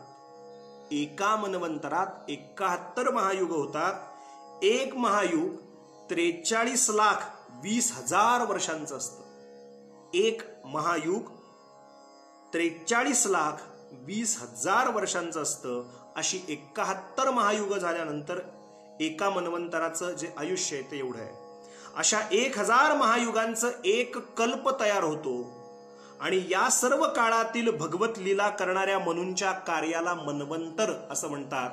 या सगळ्यांचं वर्णन श्रीमद भागवतात मन्वंतराच्या बाबतीत आलेलं आहे. म्हणून आत्ता एवढंच सांगतो की खूप सांख्यिकी भाषा न बोलता आपल्याला उती नंतर 6वं मन्वंतरानंतर सर्वात महत्वाचा एक 7वा विषय येतो भागवताच्या लक्षणातला. त्याचं नाव आहे 7वा भाग ईशानुकथा. ईशानुकथा म्हणजे आता हे माझं व्हिडिओ शूटिंग करणारं जर कोणी तिसरं व्यक्ती असती तर मला नीट हावभाव करून आपल्याला सांगता आलं असतं, पण हे आयताकृती रेक्टँगलमध्ये मला असल्यामुळे माझे असे हात बाहेर गेले की तुम्हाला त्याचे हे कळणार नाहीत हावभाव. म्हणून मला आहे त्या मर्यादेत असं करूनच तुमच्याशी सांगावं लागतंय ते. कारण इतरांच्या शूटिंगच्या वेळेला मी करू शकत होतो, पण माझ्या याला मीच करावं लागतंय. त्यामुळे हा स्टँड फिक्स करून आपल्याशी बोलतोय. तर ईशानुकथा म्हणजे काय? तर भगवंतांच्या विविध अवतारांच्या लीला, केवळ भगवंताच्या नव्हे, भगवंतांच्या भक्तांच्या पण विविध लीला, त्या आख्यानरूपी कथा म्हणजे ईशानुकथा. हे श्रीमद भागवताचं 7वं लक्षण. निरोध नावाचा विषय 8वा सांगून ठेवला. त्यात वर्णन केलं सृष्टीचा खेळ खेळून भगवान पुन्हा योगनिद्रेमध्ये निद्रिस्त होतात आणि सर्व जीव आपल्या कर्मजन्य उपाधीसहित भगवंतामध्ये शेवटी अंततोगत्वा विलीन होतात. त्याला निरोध असं म्हणतात. म्हणजे परमेश्वर शक्ती त्याचा हा खेळ आहे. त्यानं हे सृष्टी तत्व निर्माण केलं, त्यानं हा सृष्टीचा व्याप वाढवला. आम्ही जे नारायणा बद्रीपते म्हणतो, बऱ्याच जणांनी मगाशी विचारलं आम्हाला ते पद कुठे मिळेल, कसं मिळेल, काय मिळेल. तर बाबांनो, 2 दिवसापूर्वी याच श्रीपाद श्रीवल्लभ या फेसबुक पेजवरती जरा वॉलवरती आपण स्क्रोलिंग करत जा, तुम्हाला ते पद पूर्ण पिक्चर स्वरूपामध्ये तिथे लिहिलेलं आहे. शिवाय हे भावनाताई लोणकर आहेत, त्या सुद्धा नंतर ते पद आपल्याला कमेंटमध्ये टाकतातच आहेत. आपण ते तिथे सुद्धा वाचून लिहून घेऊ शकता. 2 दिवसापूर्वी मी ते अधिक महिना सुरू होत असताना अधिक महिन्याच्या दिवशी ते शेअर पण केलेलं आहे. त्या पदामध्ये लिहिलंय, मी पणे हे ना कळे तव खेळ हा योगेश्वरा. तो जो खेळ आहे ना, तो खेळ आपल्याला परमेश्वराचा कळत नाही, कारण त्यानं ही सृष्टी निर्माण केली, त्यानं या सृष्टीचा गाडा निर्माण केला आणि त्याची एकच इच्छा आहे की इथे जन्माला आलेला प्रत्येक जीव पुन्हा माझ्यापाशी यावा. आता तो कधी, केव्हा, कसा हा त्या जीवाचा विषय. म्हणून त्याला निरोध असं म्हटलं. 9वा विषय श्रीमद भागवत सांगतो मुक्ती याचा सोपा साधा सरळ अर्थ आहे की अज्ञानाच्या कोशातून मुक्त होऊन मूळ स्वरूपात स्थिर होणं म्हणजे मुक्ती प्राप्त करून घेणं. अज्ञान कोशातून. आता अज्ञान कोश कुठला आहे तर अज्ञान कोश एकच आहे, तो म्हणजे मी जीव आहे असं जीवाला वाटतं, तो अज्ञान कोश आहे. तो एकदा पडदा फाटला टरारा आणि त्याच्या पलीकडे जेव्हा तो बघतो तेव्हा अरे स्वरूप स्वरूपी एक होते, प्रेम गंगा वाहते, आत्मज्योती ज्योत मिळते, एक स्वरूपची राहते. जोपर्यंत मला मी विवेक गोखले आहे, मला हे सुख आहे, मला हे दुःख आहे, मी गोरा आहे, मी लखपती आहे, मी भिकारी आहे, मी घरात मला खूप मोठं घर आहे, नाही मला घरच नाही आहे, माझ्या दारात गाडी आहे, नाही माझ्या दारात 4 गाड्या आहेत, या मीशी रिलेटेड चर्चा जोपर्यंत माझ्या चालू आहेत तोपर्यंत माझ्या ठिकाणी असलेला परमात्मा मला कधीच कळणार नाही. पण जेव्हा या अज्ञान कोशातून मी बाहेर येईन की ह्या चर्चा या शरीराशी रिलेटेड, या शरीराशी संबंधित आहेत, माझ्या आतला जो आहे तो परमेश्वर, तो मी मूळचा आहे, ते होणं म्हणजे मुक्ती होणं.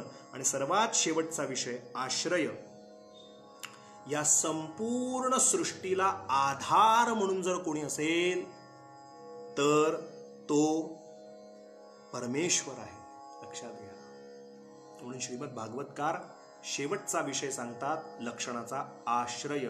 म्हणून मी काल बोलताना सांगितलं की अत्र सर्गो विसर्गश्च स्थानं पोषण मूतयः मन्वंतरेशानुकथा निरोधे मुक्तिराश्रयः.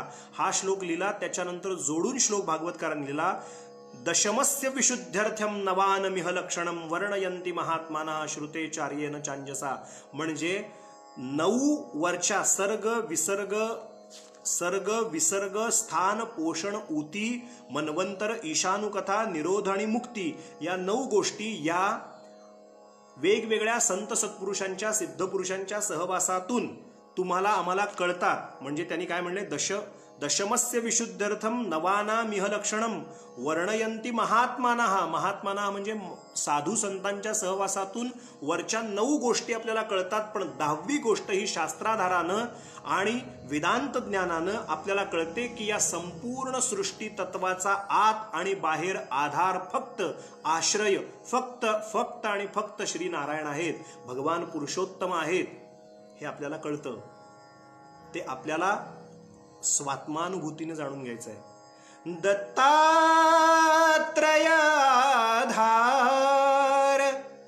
जीवाला,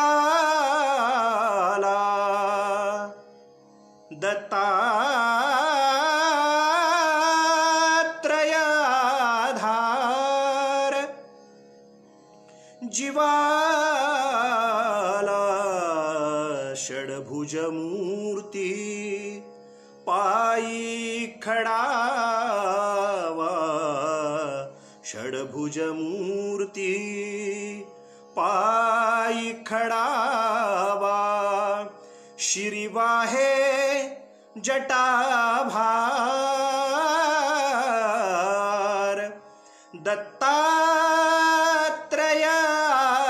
दत्तात्रयाधार जीवाला. दत्तात्रय केवळ आता आपल्याला आधार आहेत. अत्रिनंदना जगज्जीवना तुझा एक आधार, श्रीपाद श्री वल्लभ नरहरी सगुण ब्रह्म साकार. हे जेव्हा आपल्याला कळतं तेव्हा आधार म्हणून कोण आहेत, आश्रय म्हणून कोणाचा घ्यायचा आहे तर ते फक्त आणि फक्त ते परमात्म तत्व आहे. आणि या वरच्या 9 गोष्टींमुळे 10वं तत्व श्रीमद भागवताचं लक्षण सिद्ध होतं. आत्तापर्यंतचा सांगून जो महत्वाचा मुद्दा आपल्यापर्यंत पोहोचवायचा होता तो सांगून झाला. आज मी आपल्याला 10 लक्षणं श्रीमद भागवताची काय आहेत ती सांगितली. काल आपल्याला 8व्या स्कंदापर्यंतची माहिती दिली होती. आता 9वा स्कंद जेव्हा श्रीमद भागवताचा सुरू झाला तेव्हा श्रीमद भागवतकारांनी नाभागाची कथा आली. त्याविषयी आमच्या वाडीचे चोपदार पुजारी यांनी आपल्याला कृष्णावेणी मातेचं महात्म्य सांगताना, कृष्णा लहरी महात्म्य सांगताना नाभागाची कथा एका श्रावण सोमवारी आपल्याला सांगितली होती. त्या यज्ञासाठी तो जातो, यज्ञातली एक चूक मिळते आणि मग ते सगळं वर्णन श्रीमद भागवतातलं 9व्या स्कंदामध्ये आलेलं आहे. त्याच्यानंतर दुर्वासांची दुःख निवृत्ती सांगितली. त्याच्यानंतर त्रिशंकू राजाची आणि हरिश्चंद्राची गोष्ट आली, मग राजा सगराची गोष्ट 9व्या स्कंदात आली, त्याच्यानंतर प्रभू श्रीरामचंद्रांपर्यंत गोष्ट आली. भगवान महाविष्णू हे श्रीराम कसे झाले याविषयी शुकदेव परीक्षिताला सांगतायत. आणि मग आपल्या सगळ्यांना रामायण तर माहितीच आहे की अजिबात संतती नव्हती, बिलकुल संतती नव्हती दशरथ राजाला. आणि तो वनामध्ये जातो आणि बुडबुड बुडबुड बुड असा आवाज येतो आणि वरतून धनुष्यबाण सोडतो आणि त्याला वाटतं हे जनावर आहे. आणि जेव्हा ते छातीत जेव्हा बाण लागतो तेव्हा तो हर हर भगवंता जोरात ओरडतो आणि धावत येतो आणि ती घागर सांगतो, माझे वडील आई वडील वृद्ध तहानलेले आहेत, आपण त्यांना पाणी द्या. आणि मग ते आई वडिलांना पाणी द्यायला दशरथ राजे जातात. बाळ तू बोलत का नाहीस म्हणल्यानंतर ते सांगतात, मी तुमचा श्रावण बाळ नाही. मग तुमचा श्रावण माझ्याकडून मारला गेला आणि वरती आम्हाला तुझ्याच हातून पाणी पाजतोस. त्या क्षणी त्या वृद्ध माता पित्यांनी बसलेल्या त्या कावडीतून प्राणत्याग केला आणि मरता मरता ते म्हणतात, तू पुत्र करुनी मरशील आयशा. तू आम्हाला ज्या यातना देऊन आत्ता मारलेस ना शेवटच्या क्षणाला, तू सुद्धा पुत्र करून मरशील राजा. एवढा चेहरा करून राजा घरी येतो आणि आपल्याला सगळ्यांना पुढची कथा. हे मी का सांगतोय, श्रीमद भागवतातल्या 9व्या स्कंदामध्ये याचं सविस्तारानं पुन्हा वर्णन, रामायण पुन्हा त्याच्यात आलेलं आहे. राजानं प्रश्न विचारलाय शुकाचार्यांना, शुकदेवांनी त्याचं रामायणाचं संक्षिप्तामध्ये का विना पण धावत्या पद्धतीने चरित्राख्यान सांगितलं. मग वसिष्ठ विश्वामित्र ऋषी आले, त्यांनी सांगितलं की अरे हा शाप म्हणजे आशीर्वादच आहे तुला. मग त्या आशीर्वादातून पुढे यज्ञ करायचं ठरलं आणि मग तो यज्ञ केल्यानंतर पुत्रकामेष्टी यज्ञ केल्यानंतर तो दशरथा घे हे पायसदान इत्यादी प्रकार घडला. मग तो काय झालं, मग 4 ही पुत्र कशी संतती झाली, मग ती लहानाची मोठी कशी झाली, विश्वामित्र गमन कसं झालं, मग तिथून ती लहानाची मोठी कशी झाली. एक दिवशी बरोबर राज्याभिषेक करायचं ठरलं आणि ह्या कैकईनं मागून घ्यायचा वर शिल्लक होता तो त्यावेळेला मागितला, डाव टाकला आणि केवळ भरताला गादी आणि रामाना 14 वर्षाचा वनवास धाडला. आणि मग 14 वर्षाच्या वनवासासाठी धाडलं. रामानी एकही तक्रार न करता निघाले. ते म्हणतात की भरत गादीवर बसला काय आणि मी गादीवर बसलो काय, बाबा काळजी का करता. निघाले. मग रामांनी 14 वर्षाचा वनवास केला. शुक म्हणतात, ऐक राजा परीक्षिती, यानंतर 9व्या स्कंदामध्ये या रामांचा वनवास सुरू झाला. मग त्यांनी कित्येक लीला वाटेत केल्या. मग सीतामातेचं अपहरण झालं, मग वानर सेनेची भेट झाली, मारुतीरायांची भेट झाली आणि मग त्या भेटीच्या नंतर मग पुढं काय प्रकार घडला की पलीकडच्या तीरावरती जाऊन पोचते झाले. मोठं घनघोर युद्ध झालं आणि विभीषण येऊन मिळाले होते. मग त्यानंतर लक्ष्मणाला मध्ये शक्ती लागली, घनघोर युद्ध झालं, रावणासारखा महादैत्य मारला गेला आणि तिथून पुन्हा परत राम परत आले. इथं रामायणातली गोष्ट पूर्ण झाली. म्हणजे सूर्यकुळाची इत्थंभूत माहिती शुकदेवांनी शुकाचार्यांनी राजा परीक्षिताला दिली. राजा म्हणतो, महाराज मला आता सूर्यवंशाविषयी कळलं, पण चंद्रवंशाविषयी जरा सांगता का. मग चंद्रवंशाविषयीची माहिती द्यायला सुरुवात केली आणि मग चंद्रवंशाचं वर्णन केलं 9व्या स्कंदात. मग ऋचिक ऋषी, जमदग्नी आणि परशुराम यांचं एक दिव्य चरित्राख्यान श्रीमद भागवतामध्ये आलं. मग त्याच्यानंतर परशुरामांकडनं सहस्रार्जुनाचा संहार कसा झाला याच्याविषयी थोडंसं जाता वर्णन श्रीमद भागवतात येतं. मग परशुरामांकडून क्षत्रिय संहार कसा झाला आणि मग पुढे त्याला तपश्चर्येसाठी कसं पाठवलं भगवान दत्तात्रेयांनी याच्याविषयीचं वर्णन आलं. मग ययाती, जिथे आत्ता आमचं दत्तबाबांनी थांबले आहे 63 एपिसोड नंतर लॉकडाऊन काळापासून, तो यदू जंगलातनं बाहेर पडतो आणि त्याला अवधूत भेटतात आणि 24 गुरूंचं लक्षण ते वगैरे सगळं पुढं आहे. त्याच्यात ययातीचा ग्रहत्याग, मग पुरुराजाचा वंश, मग राजा दुष्यंत आणि भरताच्या चरित्राचं आख्यान, मग 9वा स्कंद पूर्ण होतो आणि 9व्या स्कंदाच्या शेवटाला पांचाल नरेशाची गोष्ट सांगितली जाते, कौरवांचं वर्णन केलं जातं. त्याच्यानंतर मगध देशातल्या वेगवेगळ्या राजे राजवाड्यांचं वर्णन केलं जातं आणि मग विदर्भातल्या प्रांतातले वेगवेगळे राजे कोण कोण होऊन गेले याचं वर्णन 9व्या स्कंदात केलं जातं. शुक म्हणतात, राजा परीक्षिती 9 स्कंदांपर्यंत तुला आता सांगून झालं. आता उद्याच्या निरूपणापासून दशमस्कंद आहे. दशमस्कंद हा संपूर्ण 18 पुराणांचं सार जर काही असेल तर ते श्रीमद भागवत आहे. त्या भागवताचं जर सार काही असेल 12 स्कंदाचं तर ते दशमस्कंद आहे. त्या दशमस्कंदाचं जर सार काही असेल तर तो त्या भागवताचा पूर्वार्ध आहे. आणि त्या पूर्वार्धाचा जर काही प्राण असेल तर ते गोपीगीत आहे, रासलीला आहे. आपण परमेश्वर कृपेनं यथामती यथाशक्ती आपण उर्वरित दिवसांमध्ये रोज संध्याकाळी 5 वाजता यथामती यथाशक्ती, कधी 15-20 मिनिटं जर वाटलं तर अर्धा तास, कधी पाऊण तास, कधी 1 तास, जितकं शक्य होईल तेवढं आपल्या पुढे ठेवण्याचा प्रयत्न करीन.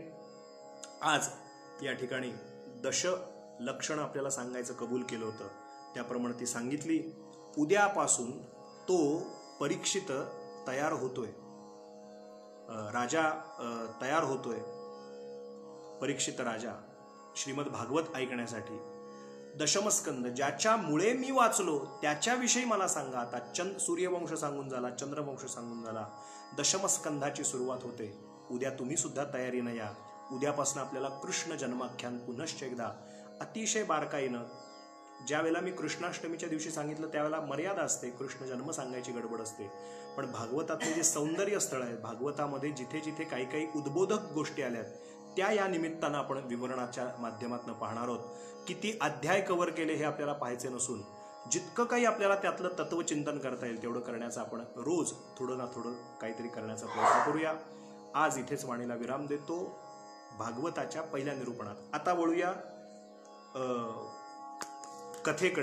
कथेकडे म्हणजे आजच्या अनारस्याकडे. आता एक क्षणभर गजर करूया.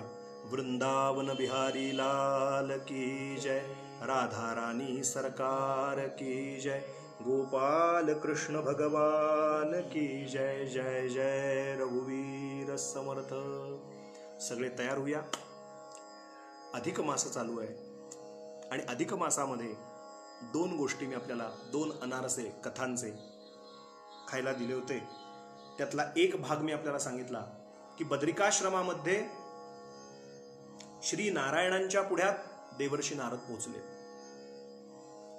नारदांनी भगवान श्री नारायणांची स्तुती केली आणि स्तुती केल्याच्या नंतर प्रसंग असा विचित्र घडला की का आलाय नारदा? म्हणाले पृथ्वीवरच्या लोकांचं दुःख मला पाहावत नाही. काय केलं म्हणजे ते मुक्त होतील? काही व्रत वैकल्य काही अन्य गोष्टी असतील तर सांगाव्यात. मग जेव्हा सांगितलं त्यावेळेला देवर्षी नारदांना भगवान महाविष्णू म्हणजे श्री नारायण सांगतायत हाच मुद्दा याच तळमळीनं भगवान श्रीकृष्ण ते श्रीकृष्ण परमात्मा हे पांडवांना सांगतायत वनवासामध्ये, वनवासी पांडवांना सांगतायत. मग ती गोष्ट सांगताना भगवान गोपाल कृष्ण पांडवांना सांगतायत की बाबांनो तुम्ही एवढं दुःख भोगताय पण तुम्ही पुरुषोत्तमाची अजून सेवा केलेली नाही. पुरुषोत्तम परमात्म्याची जेव्हा तुम्ही सेवा कराल, उपासना कराल, त्या पुरुषोत्तम मासामध्ये, त्या अधिक मासामध्ये, मल मासामध्ये जेव्हा तुम्ही माझ्या नामाचं उच्चारण कराल, अनुष्ठान कराल, सेवा कराल, उपासना आराधना कराल, तेव्हा तुमची सगळी दुःख इहलोकातली मुक्त होतील आणि तुमचा परलोकाचाही मार्ग मोकळा होईल आणि इहलोकातली सगळी तुमची जी प्रापंचिक अडीअडचणी आहेत त्या सुद्धा मोकळ्या होतील, गोष्टी मार्गी लागतील. मग प्रश्न विचारला गेला. म्हणून मी काल आपल्याला सांगितलं होतं की निमिष नावाच्या अरण्यामध्ये शौनकादी ऋषींना सूत महर्षी सांगतायत की देवर्षी नारद बद्रिकाश्रमात गेले. इकडे देवर्षी नारद आणि नारायणांचा संवाद चालू आहे आणि त्या संवादामध्ये इकडे भगवान गोपाल कृष्ण पांडवांना गोष्ट सांगतायत. इकडे ती जी गोष्ट चालू आहे ती मी आता आपल्याला सांगतोय, असं मी काल पण आपल्याला गमतीनं सांगितलं होतं. इकडे गरुड जो आहे, काल मी आपल्याला चांद्रमास आणि सौरमास याच्यामध्ये फरक कसा पडत जातो. एक 355 दिवसाचा असतो तो चांद्रमास आणि 365 दिवसाचा असतो तो सौरमास, सौरवर्ष. त्या दोघांमध्ये बरोबर 11 दिवसाची गॅप पडत जाते आणि 3 वर्षांनंतर बरोबर मी आपल्याला सांगितलं होतं की 32 महिने आणि 16 दिवसांनंतर प्रति 3 वर्षांनंतर अधिक मासाची निर्मिती होते. चैत्र, वैशाख, ज्येष्ठ, आषाढ, श्रावण, भाद्रपद, अश्विन या एवढ्याच महिन्यामध्ये अधिक महिना येतो. आता उदाहरणार्थ मी काल सांगितलं होतं की भाद्रपद महिना अमावस्येनंतर संपला, त्याच्यानंतर जो आला तो आत्ताचा हा अधिक महिना सुरू झाला. मग या अधिकाला भाद्रपदाचं नाव दिलं जाणार नाही, कारण भाद्रपद ओलांडून गेला. मग येणारा जो पुढचा महिना आहे तो अश्विन असल्यामुळे या महिन्याला हा अधिक कुठला, तर अश्विन अधिक असं म्हटलं जातं. कारण या अधिक महिन्यानंतर निज अश्विन म्हणजे नेहमीचा नेहमीचा अश्विन महिना येणार आहे. पण अश्विनाच्या अलीकडे आला आणि भाद्रपदानंतर आला. आता हेच जर ज्येष्ठ ओलांडून गेला असता, ज्येष्ठ म्हणजे चैत्र, वैशाख, ज्येष्ठानंतर अधिक आला असता आणि पुढे आषाढ आला असता, तर आषाढ अधिक म्हटल्या गेला असतं. आपल्या मुद्दा लक्षात आला असेल. आणि 365 दिवसाची जोडणी झाली. जो अधिकचा असतो त्याला नेहमी कॉम्प्रोमाइज करावं लागतं, त्याला नेहमी काही ना काहीतरी तडजोड करावी लागते. काल मी आपल्याला गमतीने सांगितलं, त्याची निर्बत्सना व्हायला लागली. गरुडाला त्याची दया आली आणि गरुड वैकुंठात घेऊन गेले. आणि मग वैकुंठाधिपती श्री नारायण आपलंच मूळ तत्व असलेलं श्रीकृष्ण परमात्म तत्व त्या गोलोकामध्ये घेऊन गेले. आणि गोलोकामध्ये भगवान श्रीकृष्ण म्हणाले, तुझी जर एवढी निर्बत्सना होत असेल, तुला जर एवढे सगळे टीका करत असतील, तर मी माझंच नाव तुला देतो. तुला आता काही नाव नाही ना, तू अधिकचा महिना आहेस, तुला कोणी विचारित नाही. ज्याला कोणी विचारत नाही त्याचा मी आहे विचारणारा. ऐसी कृपा कराने वाला दुनिया में कौन नहीं, गले सबको लगाने वाला मुझसा कोई और नहीं, नारायण नारायण श्रीमन नारायण नारायण. तुला आता गळ्याला मीच लावतो, मीच तुला अंगीकार करतो आणि माझंच नाव तुला देतो. म्हणून भगवान गोपाल कृष्णाने स्वतः पुरुषोत्तम असं नाव या मासाला दिलं. त्या मासाला अत्यानंद झाला. गरुडावरती विराजमान होऊन भगवान महाविष्णूंच्या बरोबर वैकुंठामध्ये हा अधिक महिना परत आला. आता मलमास असं त्याचं नाव होतं. तिसरा अनारसा सांगतोय, मलमास असं त्याचं नाव होतं. त्याला नावच बदललं. इतके दिवस त्याला कोणी विचारत नव्हतं आणि आता विचारल्यानंतर कोणी विचारलं, तर एकदम कोणी विचारलं तर भगवान श्रीकृष्णांनीच त्याचा अंगीकार केला. मग त्याचा एवढा उदो झाला की या दरम्यान या 30 दिवसांमध्ये जो जे जे कर्म करेल ते थेट भगवान विष्णूंपर्यंत, श्री नारायणांपर्यंत जाऊन पोहोचतो. मग ते स्नान कर्म असेल, पुण्यकर्म असेल, दान कर्म असेल. मग दानाचे वेगवेगळे प्रकार आहेत. दीपदान आहे, वस्त्रदान आहे, द्रव्यदान आहे, शुद्ध संकल्प, आपण इतरांप्रती चांगल्या शुद्ध भावना, आजच्या काळात बोलायचं झालं तर त्याचं तरी किमान दान करू शकतो. वस्तुस्थितीत नाही पण ह्या जगाचं कल्याण होऊ द्या, सर्व सुखी राहू द्यात, एवढं तरी म्हणू शकतो रोजच्या रोज. आणि भगवंतांनी त्याचा अंगीकार केला. एक सूत्र मी आजच्या दिवशी आपल्याला सांगणार आहे. अधिकस्य अधिकम फलम. काय शब्द आहे? अधिकस्य अधिकम फलम. या अधिक महिन्यामध्ये, या मलमासामध्ये जो जे जे कर्म जास्तीचं करेल, विचारूच नका की बुवा हे चालेल का, विचारूच नका, करत राहा. कोणाला वाटलं की मी गुरुचरित्र वाचायचंय, वाचा. अधिकस्य अधिकम फलम. कोणाला असं वाटलं की मी 12 पाठ विष्णू सहस्रनामाचे करीन रोज, करा. कोणाला वाटलं मी ओम नमो भगवते वासुदेवाय या महामंत्राच्या, भागवताच्या महामंत्राचा मी 12 माळा जप रोज करीन विश्वाच्या कल्याणासाठी, माझ्या आत्मोद्धारासाठी, करा. अधिकस्य अधिकम फलम. मी जाता जाता आपल्याला हिंट देतो, सूचना देतो, कल्पना देतो की या अधिक मासाला पुरुषोत्तम मास म्हणून जेव्हा गौरवण्यात आलं तेव्हा त्याच्यावर शिक्कामोर्तब भगवंतांनी केलं. जो या 30 दिवसाचा वापर आत्मोन्नतीसाठी करेल, अधिकाधिक कायिक, वाचिक, मानसिक दृष्टीनं माझ्या सेवेत घालवेल, त्याचं मी कोट कल्याण केल्याशिवाय राहणार नाही. त्या अधिक मासाला अत्यंत आनंद झाला. तो अधिक मास पुन्हा वैकुंठामध्ये आला. आता पांडवांनी प्रश्न विचारला तिसऱ्या अनारस्यामध्ये, तिसऱ्या कथेमध्ये, तिसऱ्या अध्यायात. म्हणाले, देवा तो परत आला, त्याला तुम्ही स्वीकारलं, पुरुषोत्तम हे नाव धारण केलं, पण त्याचे व्रतवैकल्य आहेत का? त्याचा एवढा मोठा अधिकार आहे का की तुम्ही त्याचा स्वीकार केला? श्रीकृष्ण परमात्म्यानं गोलोकातून भगवान म्हणतात, अरे त्याचा अधिकार खूप मोठा आहे, त्या अधिक मासाचा अधिकार खूप मोठा आहे. आता येणाऱ्या काळामध्ये अधिक मास येणार आहे, तेव्हा तुम्ही आता वनवासात आहात, तुमचा अज्ञातवास दूर व्हावा आणि तुमचं सगळं राज्य तुम्हाला परत मिळावं असं वाटत असेल तर आगामी काळामध्ये अधिक मास येईल, पुरुषोत्तम मास येईल, त्या पुरुषोत्तम मासामध्ये सेवा करा. मग पुरुषोत्तम मासात सेवा करा म्हटल्यानंतर पांडवांपैकी प्रश्न विचारला, त्यानं काय होईल?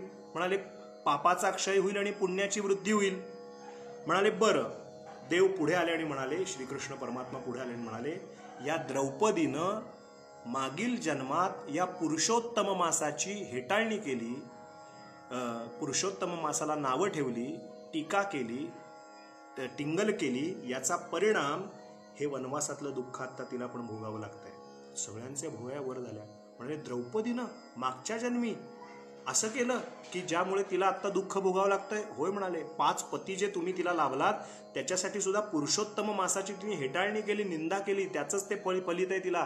5 पती एका अर्थानं चांगलं आहे, तुम्ही 5ही जण चांगले आहात, परंतु 5 पती तिला लाभले हे सुद्धा तिने पुरुषोत्तम मासाची टीका केल्यामुळे, निंदा केल्यामुळे लाभले. लगेच प्रतिप्रश्न विचारला, द्रौपदीनं अवहेलना कशी केली? मग शौनक म्हणतात, शौनक आदी ऋषींना सूत सांगतात. ती गोष्ट फारच मजेदार आहे. पांडवांना भगवान श्रीकृष्ण सांगतात. ते म्हणतात, ही जी द्रौपदी आहे ही द्रौपदी मागच्या जन्मी मेधावी नावाच्या ऋषींची कन्या होती. हिचं नाव मेधावती असं आहे. मेधावी नावाच्या ऋषींची ही कन्या होती आणि हिचं नाव मागच्या जन्मीचं मेधावती असं आहे.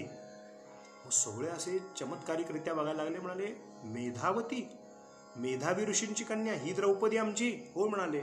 मग निंदा कशी केली? सांगतो म्हणाले गोष्ट.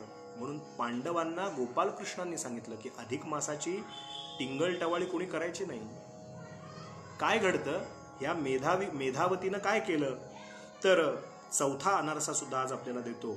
चौथी गोष्ट थोडक्यात सांगतो. पूर्वजन्मामध्ये मेधावी नावाचे ऋषी होते. ही जी द्रौपदी होती ही मेधावी नावाच्या ऋषींच्या पोटी जन्माला आली. हिचं नाव मेधावती असं झालं. आणि ही द्रौपदी म्हणजे मेधावती, आता मेधावती लक्षात ठेवूया, ही मेधावती लहान असताना तिची आई वारली. आणि हे जे मेधावी नावाचे ऋषी होते हे ऋषी या द्रौपदीच्या मागच्या जन्मातल्या मेधावतीचं संगोपन करू लागले. या ऋषींनी काय केलं तर तिला सगळ्या शास्त्र शिकवली, वेगवेगळी स्तोत्र शिकवली, वेगवेगळ्या पद्धतीनं तिला तयार केलं.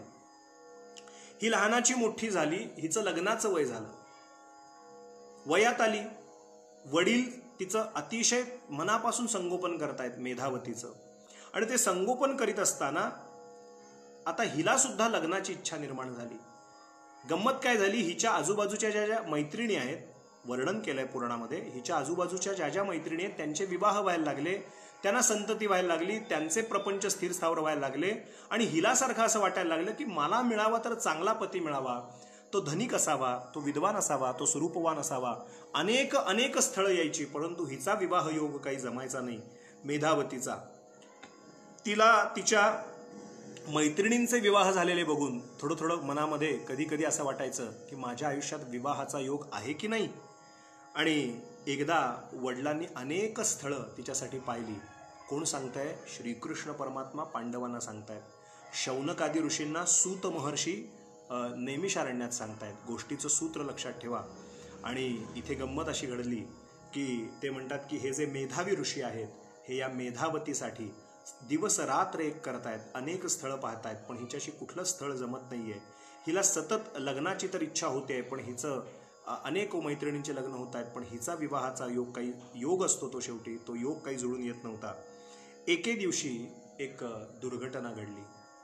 दुर्घटना अशी घडली की हे जे मेधावी ऋषी होते यांनी एक चांगलं स्थळ पाहिलं.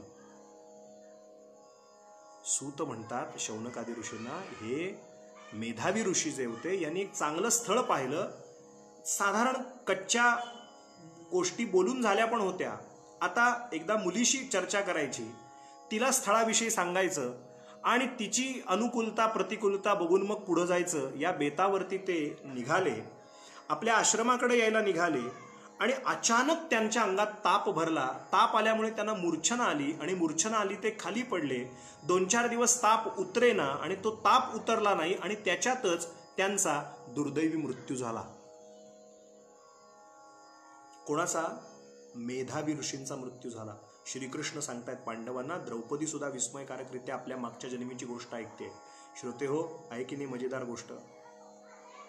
द्रौपदी, तू मागच्या जन्मात मेधावती असताना तुझे वडील तुझ्यासाठी स्थळ बघून येताना वाटेत मूर्छना येऊन खाली पडले, आणि आता प्रसंग असा घडला, आजूबाजूचे सगळे लोक आश्रम जीवनात जगणारे आजूबाजूचे आले, त्यांनी खूप प्रयत्न केले, पण मेधावी ऋषींचा अंत झालेला होता. त्यांना और्ध्वदेहिक कर्म सगळं त्यांचं पार पाडलं गेलं, आणि त्याच्यानंतर खऱ्या अर्थानं मेधावती म्हणजे ही मागच्या जन्मातली द्रौपदी मेधावती एकटी पडली. कारण आई लहानपणीच गेली होती, मातृछत्र आधीच हरपलं होतं, पितृछत्र म्हणजे वडील मेधावी ते अचानक चालले गेले, ते वारले, ते मेले, त्यांचं निधन झालं दुर्दैवी. आता ह्या मेधावतीची घालमेल सुरू झाली. एक एक दिवस एकटीनं काढण्यासाठी तिला खूप परिश्रम होत आहेत. एकाकी जीवन जगताना अत्यंतिक वेदना, त्रास, मानसिक त्रास, शारीरिक त्रास, भौतिक जगातला त्रास तिला सोसावा लागतोय. क्षणोक्षणी ती म्हणते, माझंच नशीब असं फुटकं का की वडिलांचा एक आधार होता आणि तो सुद्धा माझा आयुष्यातला निघून गेला, म्हणून ती अत्यंत काकुळतीला आली. खऱ्या अर्थानं सांगायचं तर ही मेधावती अनाथ झाली. एकीकडे विचार येतोय की आता माझा लग्नाच्यासाठी कोण प्रयत्न करेल, लग्न ठरलं तर पुढाकार घेऊन कोण मार्गी लावेल, अनेक प्रश्न तिच्या मनात निर्माण होत असताना एके दिवशी चमत्कार घडला. श्रोते हो, सज्जन हो, नीट ऐका. हा चौथा अनारसा मी आजच्या दिवशी आपल्याला देतोय कथेचा. त्या द्रौपदीला काळजी वाटली, चिंता वाटू लागली की आता माझ्या विवाहाचं कसं होणार. मेधावतीला, द्रौपदीला नव्हे, मेधावतीला असं वाटलं, मागच्या जन्मीची मेधावती. तिला वाटलं माझ्यासाठी आता कोण पुढाकार घेणार, कोणाच्या मनात एवढी तळमळ आहे, कोण माझ्यासाठी पुढाकार घेणार, आणि माझं कसं होणार इथनं पुढे. म्हणून ती तळमळत असताना चमत्कार घडला. काय चमत्कार घडला तेवढा आपल्याला सांगायचा आणि आत्ता इथे थांबायचं. त्या क्षणी भगवान दत्तात्रेयांचे बंधू दुर्वास ऋषी ते फिरत फिरत फिरत त्या आश्रमात आले. भगवान दत्तात्रेयांचे बंधू दुर्वास ऋषी त्या ठिकाणी आले. दुर्वास ऋषी म्हणाले, पोरी, मुली, तुझे जे वडील आहेत मेधावी ऋषी ते माझे चांगले मित्र आहेत, आणि त्यांची निधनाची वार्ता कळली म्हणून मी तुला भेटायला इथं आलो. क्षेमकुशल विचारलं. त्या मेधावतीनं दुर्वास ऋषी म्हणजे तापट, छोटीशी गोष्ट झाली की त्यांना सहन होत नाही, इतके तापट असलेले ते दुर्वास ऋषी, पण अत्यंतिक तळमळीनं त्या लेकीनं, त्या पोरीनं, मुलीनं, मेधावतीनं त्या दुर्वासांची सेवा केली. लक्षात घ्या. आणि ती सेवा केल्यानंतर दुर्वास ऋषींना अत्यानंद झाला. ते म्हणाले, मुली, तुझं परमेश्वर शक्ती कल्याण करो, म्हणून त्याने आशीर्वाद दिला. एवढ्यामध्ये या मेधावतीचा आणि दुर्वास ऋषींचा संवाद 5व्या अनारस्यामध्ये मी आपल्याला सांगणार आहे. असं काय घडलं की त्यामुळे त्या मेधावतीकडून त्या अधिक मासाची म्हणजे पुरुषोत्तम मासाची हेटाळणी झाली, निंदा झाली, की ज्या निंदेच्या प्रभावानं तिला 5 पती झेलावे लागले, 5 पतींची विवाह करावा लागला, वनवासादी दुःख भोगावं लागलं, सभेमध्ये अवमान सहन करावा लागला. हा केवळ पुरुषोत्तम मासाची केलेली हेटाळणी, निंदा, टीका याचा परिणाम होता. ती रोचक रंजक गोष्ट उद्याच्या आख्यानामध्ये, उद्याचं भागवताचं निरूपण झाल्यानंतर मी आपल्याला सांगतो. आज इथेच थांबतो. उद्या सगळ्यांनी वाट पहा. 5 वाजता पुन्हा एकत्र जमूया, बरोबर 5 वाजता. आणि तेव्हा मी मूळ भागवताचे आता 10 लक्षणं सांगून झाले आहेत. उद्यापासून आपल्याला चंद्रवंश सूर्यवंशानंतर श्रीकृष्ण जन्मकथेची पार्श्वभूमी उद्या पाहायची, आणि परवा आपल्याला मात्र कृष्ण जन्म पुनश्च एकदा श्रीमद भागवताच्या अनुषंगानं अधिक मासाच्या निमित्तानं अतिशय आनंदाने, अतिशय श्रद्धेनं, अतिशय उत्साहानं आहे त्या प्राप्त उपरोक्त वेळेत साजरा करायचा. आज इथेच वाणीला विराम देतो. भगवान श्री अत्रिपुत्र दत्तात्रय आपल्या सर्वत्रांचं कल्याण करोत. आपल्या सर्वांना मानसिक, शारीरिक, आर्थिक, भौतिक, बौद्धिक धाडस देवोत, स्थैर्य देवोत, आणि आपल्या सर्वत्रांचं, तुमच्या माझ्या सर्वांचं, या विश्वाचं कल्याण करोत, अशी मंगलमय कामना आजच्या व्यासपीठावरून भगवान श्री दत्तात्रयांनी करतो. इथेच थांबतो. उद्या या मेधावतीचं नेमकं काय झालं, तिने कशी टीका केली, आपण ती गोष्ट उद्या पाहूया. नारायणा बद्रीपते म्हणूया. हे पद कुठे मिळेल तर हे पद 2 दिवसापूर्वी श्रीपाद श्रीवल्लभ या फेसबुक पेजवरती मी पोस्ट केलेलं आहे. ते आपण कॉपी पेस्ट करून घेऊ शकता. तो फोटो आपण डाउनलोड करून घेऊ शकता. याच्या आधी सुद्धा गेलाय 2 दिवसापूर्वी अधिक महिना सुरू होताना जर स्क्रोल केलं तर पण आपल्याला दिसेल. असतो. सगळ्यांना प्रेमपूर्वक नमस्कार. नारायणा बदरीपते हृदयी रहा परमेश्वरा पुरुषोत्तमा तव भक्ती दे नमितो तुला जगदीश्वरा पंचतात्विक देह धरुनी डुंबतो जगदांतरी खंत नाही खेद नाही भुलवितो मी अंतरी मग चित्त कैसे तव स्वरूपी गुंतले विषयांतरा पुरुषोत्तमा तव भक्ती दे नमितो तुला जगदीश्वरा नारायणा बदरीपते हृदयी रहा परमेश्वरा पुरुषोत्तमा तव भक्ती दे नमितो तुला जगदीश्वरा ही वासना जगतातली सुखवी जीवाला सर्वदा तव शंख चक्रा विनवितो रे पार करी भवसागरा निज नाम नौकी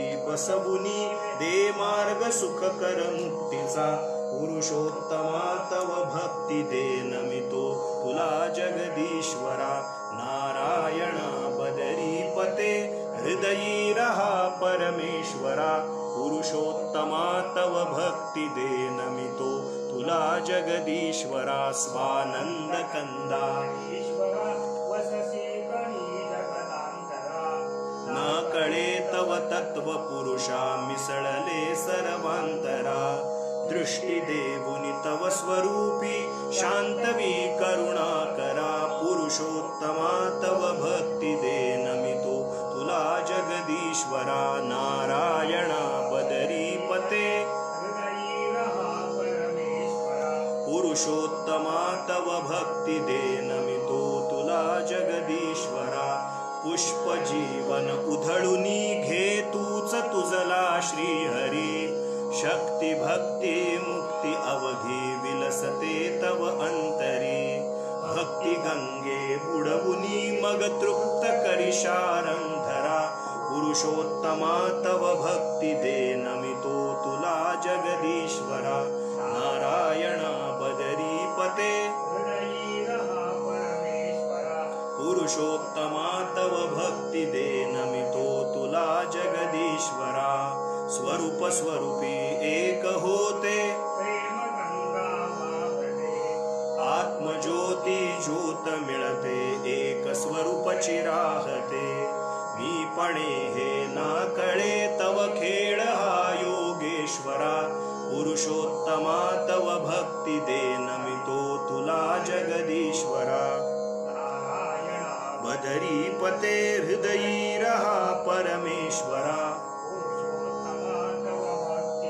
नमितो तुला जगदीश्वरा नमितो तुला जगदीश्वरा नमितो तुला जगदीश्वरा बोल बद्री विशाल भगवान की किशन कन्हैया लाल की वृंदावन बिहारी लाल की राधा रानी सरकार की जय गिरिराज धरण महाराज की जय पंढरीनाथ महाराज की पुरुषोत्तम महाराज की जय अवधूत चिंतन श्री गुरुदेव दत्त ओवाळू आरती मदन गोपाळा ओवाळू आरती मदन गोपाळा श्याम सुंदर गळा श्याम सुंदर गळा श्याम सुंदर गळा वैजयंती माळा ओवाळू आरती मदन गोपाळा ओवाळू आरती मदन गोपाळा चरण कमल जाचे अति सुकुमार कमल जाचे अति सुकुमार ध्वज वज्रांकुश ब्रीदाचे तोडर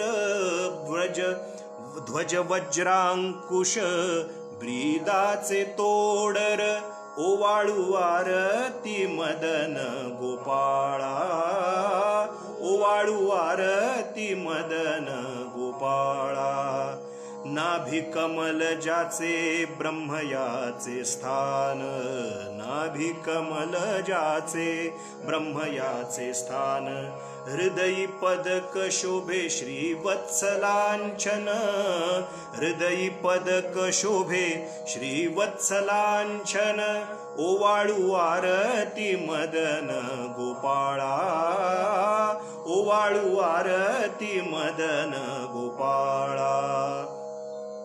मुख कमल पाहता सूर्याची या कोटी, मुख कमल पाहता सूर्याची या कोटी, वेधियले मानस हरपली दृष्टी, वेधियले मानस हरपली दृष्टी. ओवाळू आरती मदन गोपाळा, ओवाळू आरती मदन गोपाळा. जडित मुकुट ज्याचा दैदिप्यमान, जडित मुकुट ज्याचा दैदिप्यमान, तेणे तेजे कोंदले अवघे त्रिभुवन, तेणे तेजे कोंदले अवघे त्रिभुवन. ओवाळू आरती मदन गोपाळा, ओवाळू आरती मदन गोपाळा. एका जनार्दनी देखियले रूप, एका जनार्दनी देखियले रूप, देखियले रूप, देखियले रूप. एका जनार्दनी देखियले रूप, रूप पाहता अवघे झाले तद्रूप, रूप पाहता अवघे झाले तद्रूप. ओवाळू आरती मदन गोपाळा. श्याम सुंदर गळा, श्याम सुंदर गळा, श्याम सुंदर गळा, वैजयंती माळा. ओवाळू आरती मदन गोपाळा, ओवाळू आरती मदन गोपाळा, ओवाळू आरती मदन गोपाळा. गोपाल कृष्ण भगवान की जय. कायेन मनसा वापि यद्यत् कर्म शुभाशुभं, करिष्यामि तदतु त्वत्समर्पितं. दत्तनामैव नामैव नामैव मम जीवनं, कलौ नास्त्यैव नास्त्यैव नास्त्यैव गतिरन्यथा. अवधूत चिंतन श्री गुरुदेव दत्त श्रीपाद श्री वल्लभ श्रीमंत नृसिंह सरस्वती स्वामी महाराज की. श्रीमद वासुदेवानंद सरस्वती स्वामी महाराज की जय. श्रीमद रंगावधूत स्वामी महाराज की जय. गोपाल कृष्ण भगवान की जय. पुरुषोत्तम भगवान की जय. उद्यापासून आपल्याला अत्यंतिक श्रद्धेनं, अधिक एकाग्रतेनं भगवान श्रीकृष्णांच्या लीला ऐकायच्या आहेत. त्यामुळे उद्या श्रीकृष्ण जन्माची सुरुवात होईल. सर्वांनी अतिशय आनंदानं पुन्हा 5 वाजता एकत्र जमूया. यथामती यथाशक्ती. उद्या त्याच्यावर निरूपण आणि अधिक मासाचं महात्म्य सांगेन. आता 15-20 मिनिटाच्या फरकात, 10-15 मिनिटाच्या फरकात लगेच याच पेजवरती, श्रीपाद श्रीवल्लभ या फेसबुक पेजवरती नित्य 4.5 महिने चालू असलेली नित्याची उपासना, विश्व उपासना, सामूहिक विश्व प्रार्थना या ठिकाणी पुन्हा होईल. ऑडिओ असेल ते जे नवीन आहेत, ऐकतायत त्यांच्यासाठी खास करून सांगतोय. सध्या रोज 100हून अधिक लोक संध्याकाळच्या पण उपासनेत सहभागी होत आहेत. ती उपासनाच आपल्याला इथून पुढे तारेल. आपल्या घरातल्या काही अडीअडचणी, आजारपण, समस्या ह्या रामरक्षा, विष्णू सहस्रनामाचा पाठ त्यात होतोय. आत्ता संध्याकाळच्या उपासनेत ओम नमो भगवते वासुदेवाची 1 माळ जप त्यात होते. तर ज्यांना ज्यांना शक्य आहे त्यांनी 15-20 मिनिटाचा छान ब्रेक घ्या, छान चहा पाणी घ्या, आवरा, थोडंसं फ्रेश व्हा आणि 7:05, 7:10 पुन्हा आमच्याबरोबर सहभागी व्हा. एकत्रितपणे आपण सगळे मिळून विश्वसुखी व्हावं म्हणून पुन्हा एकदा सामूहिक प्रार्थना, विश्व प्रार्थना करूया. अवधूत चिंतन श्री गुरुदेव दत्त. उद्या संध्याकाळी 5 वाजता भेटूया. अवधूत चिंतन श्री गुरुदेव दत्त दत्त दत्त.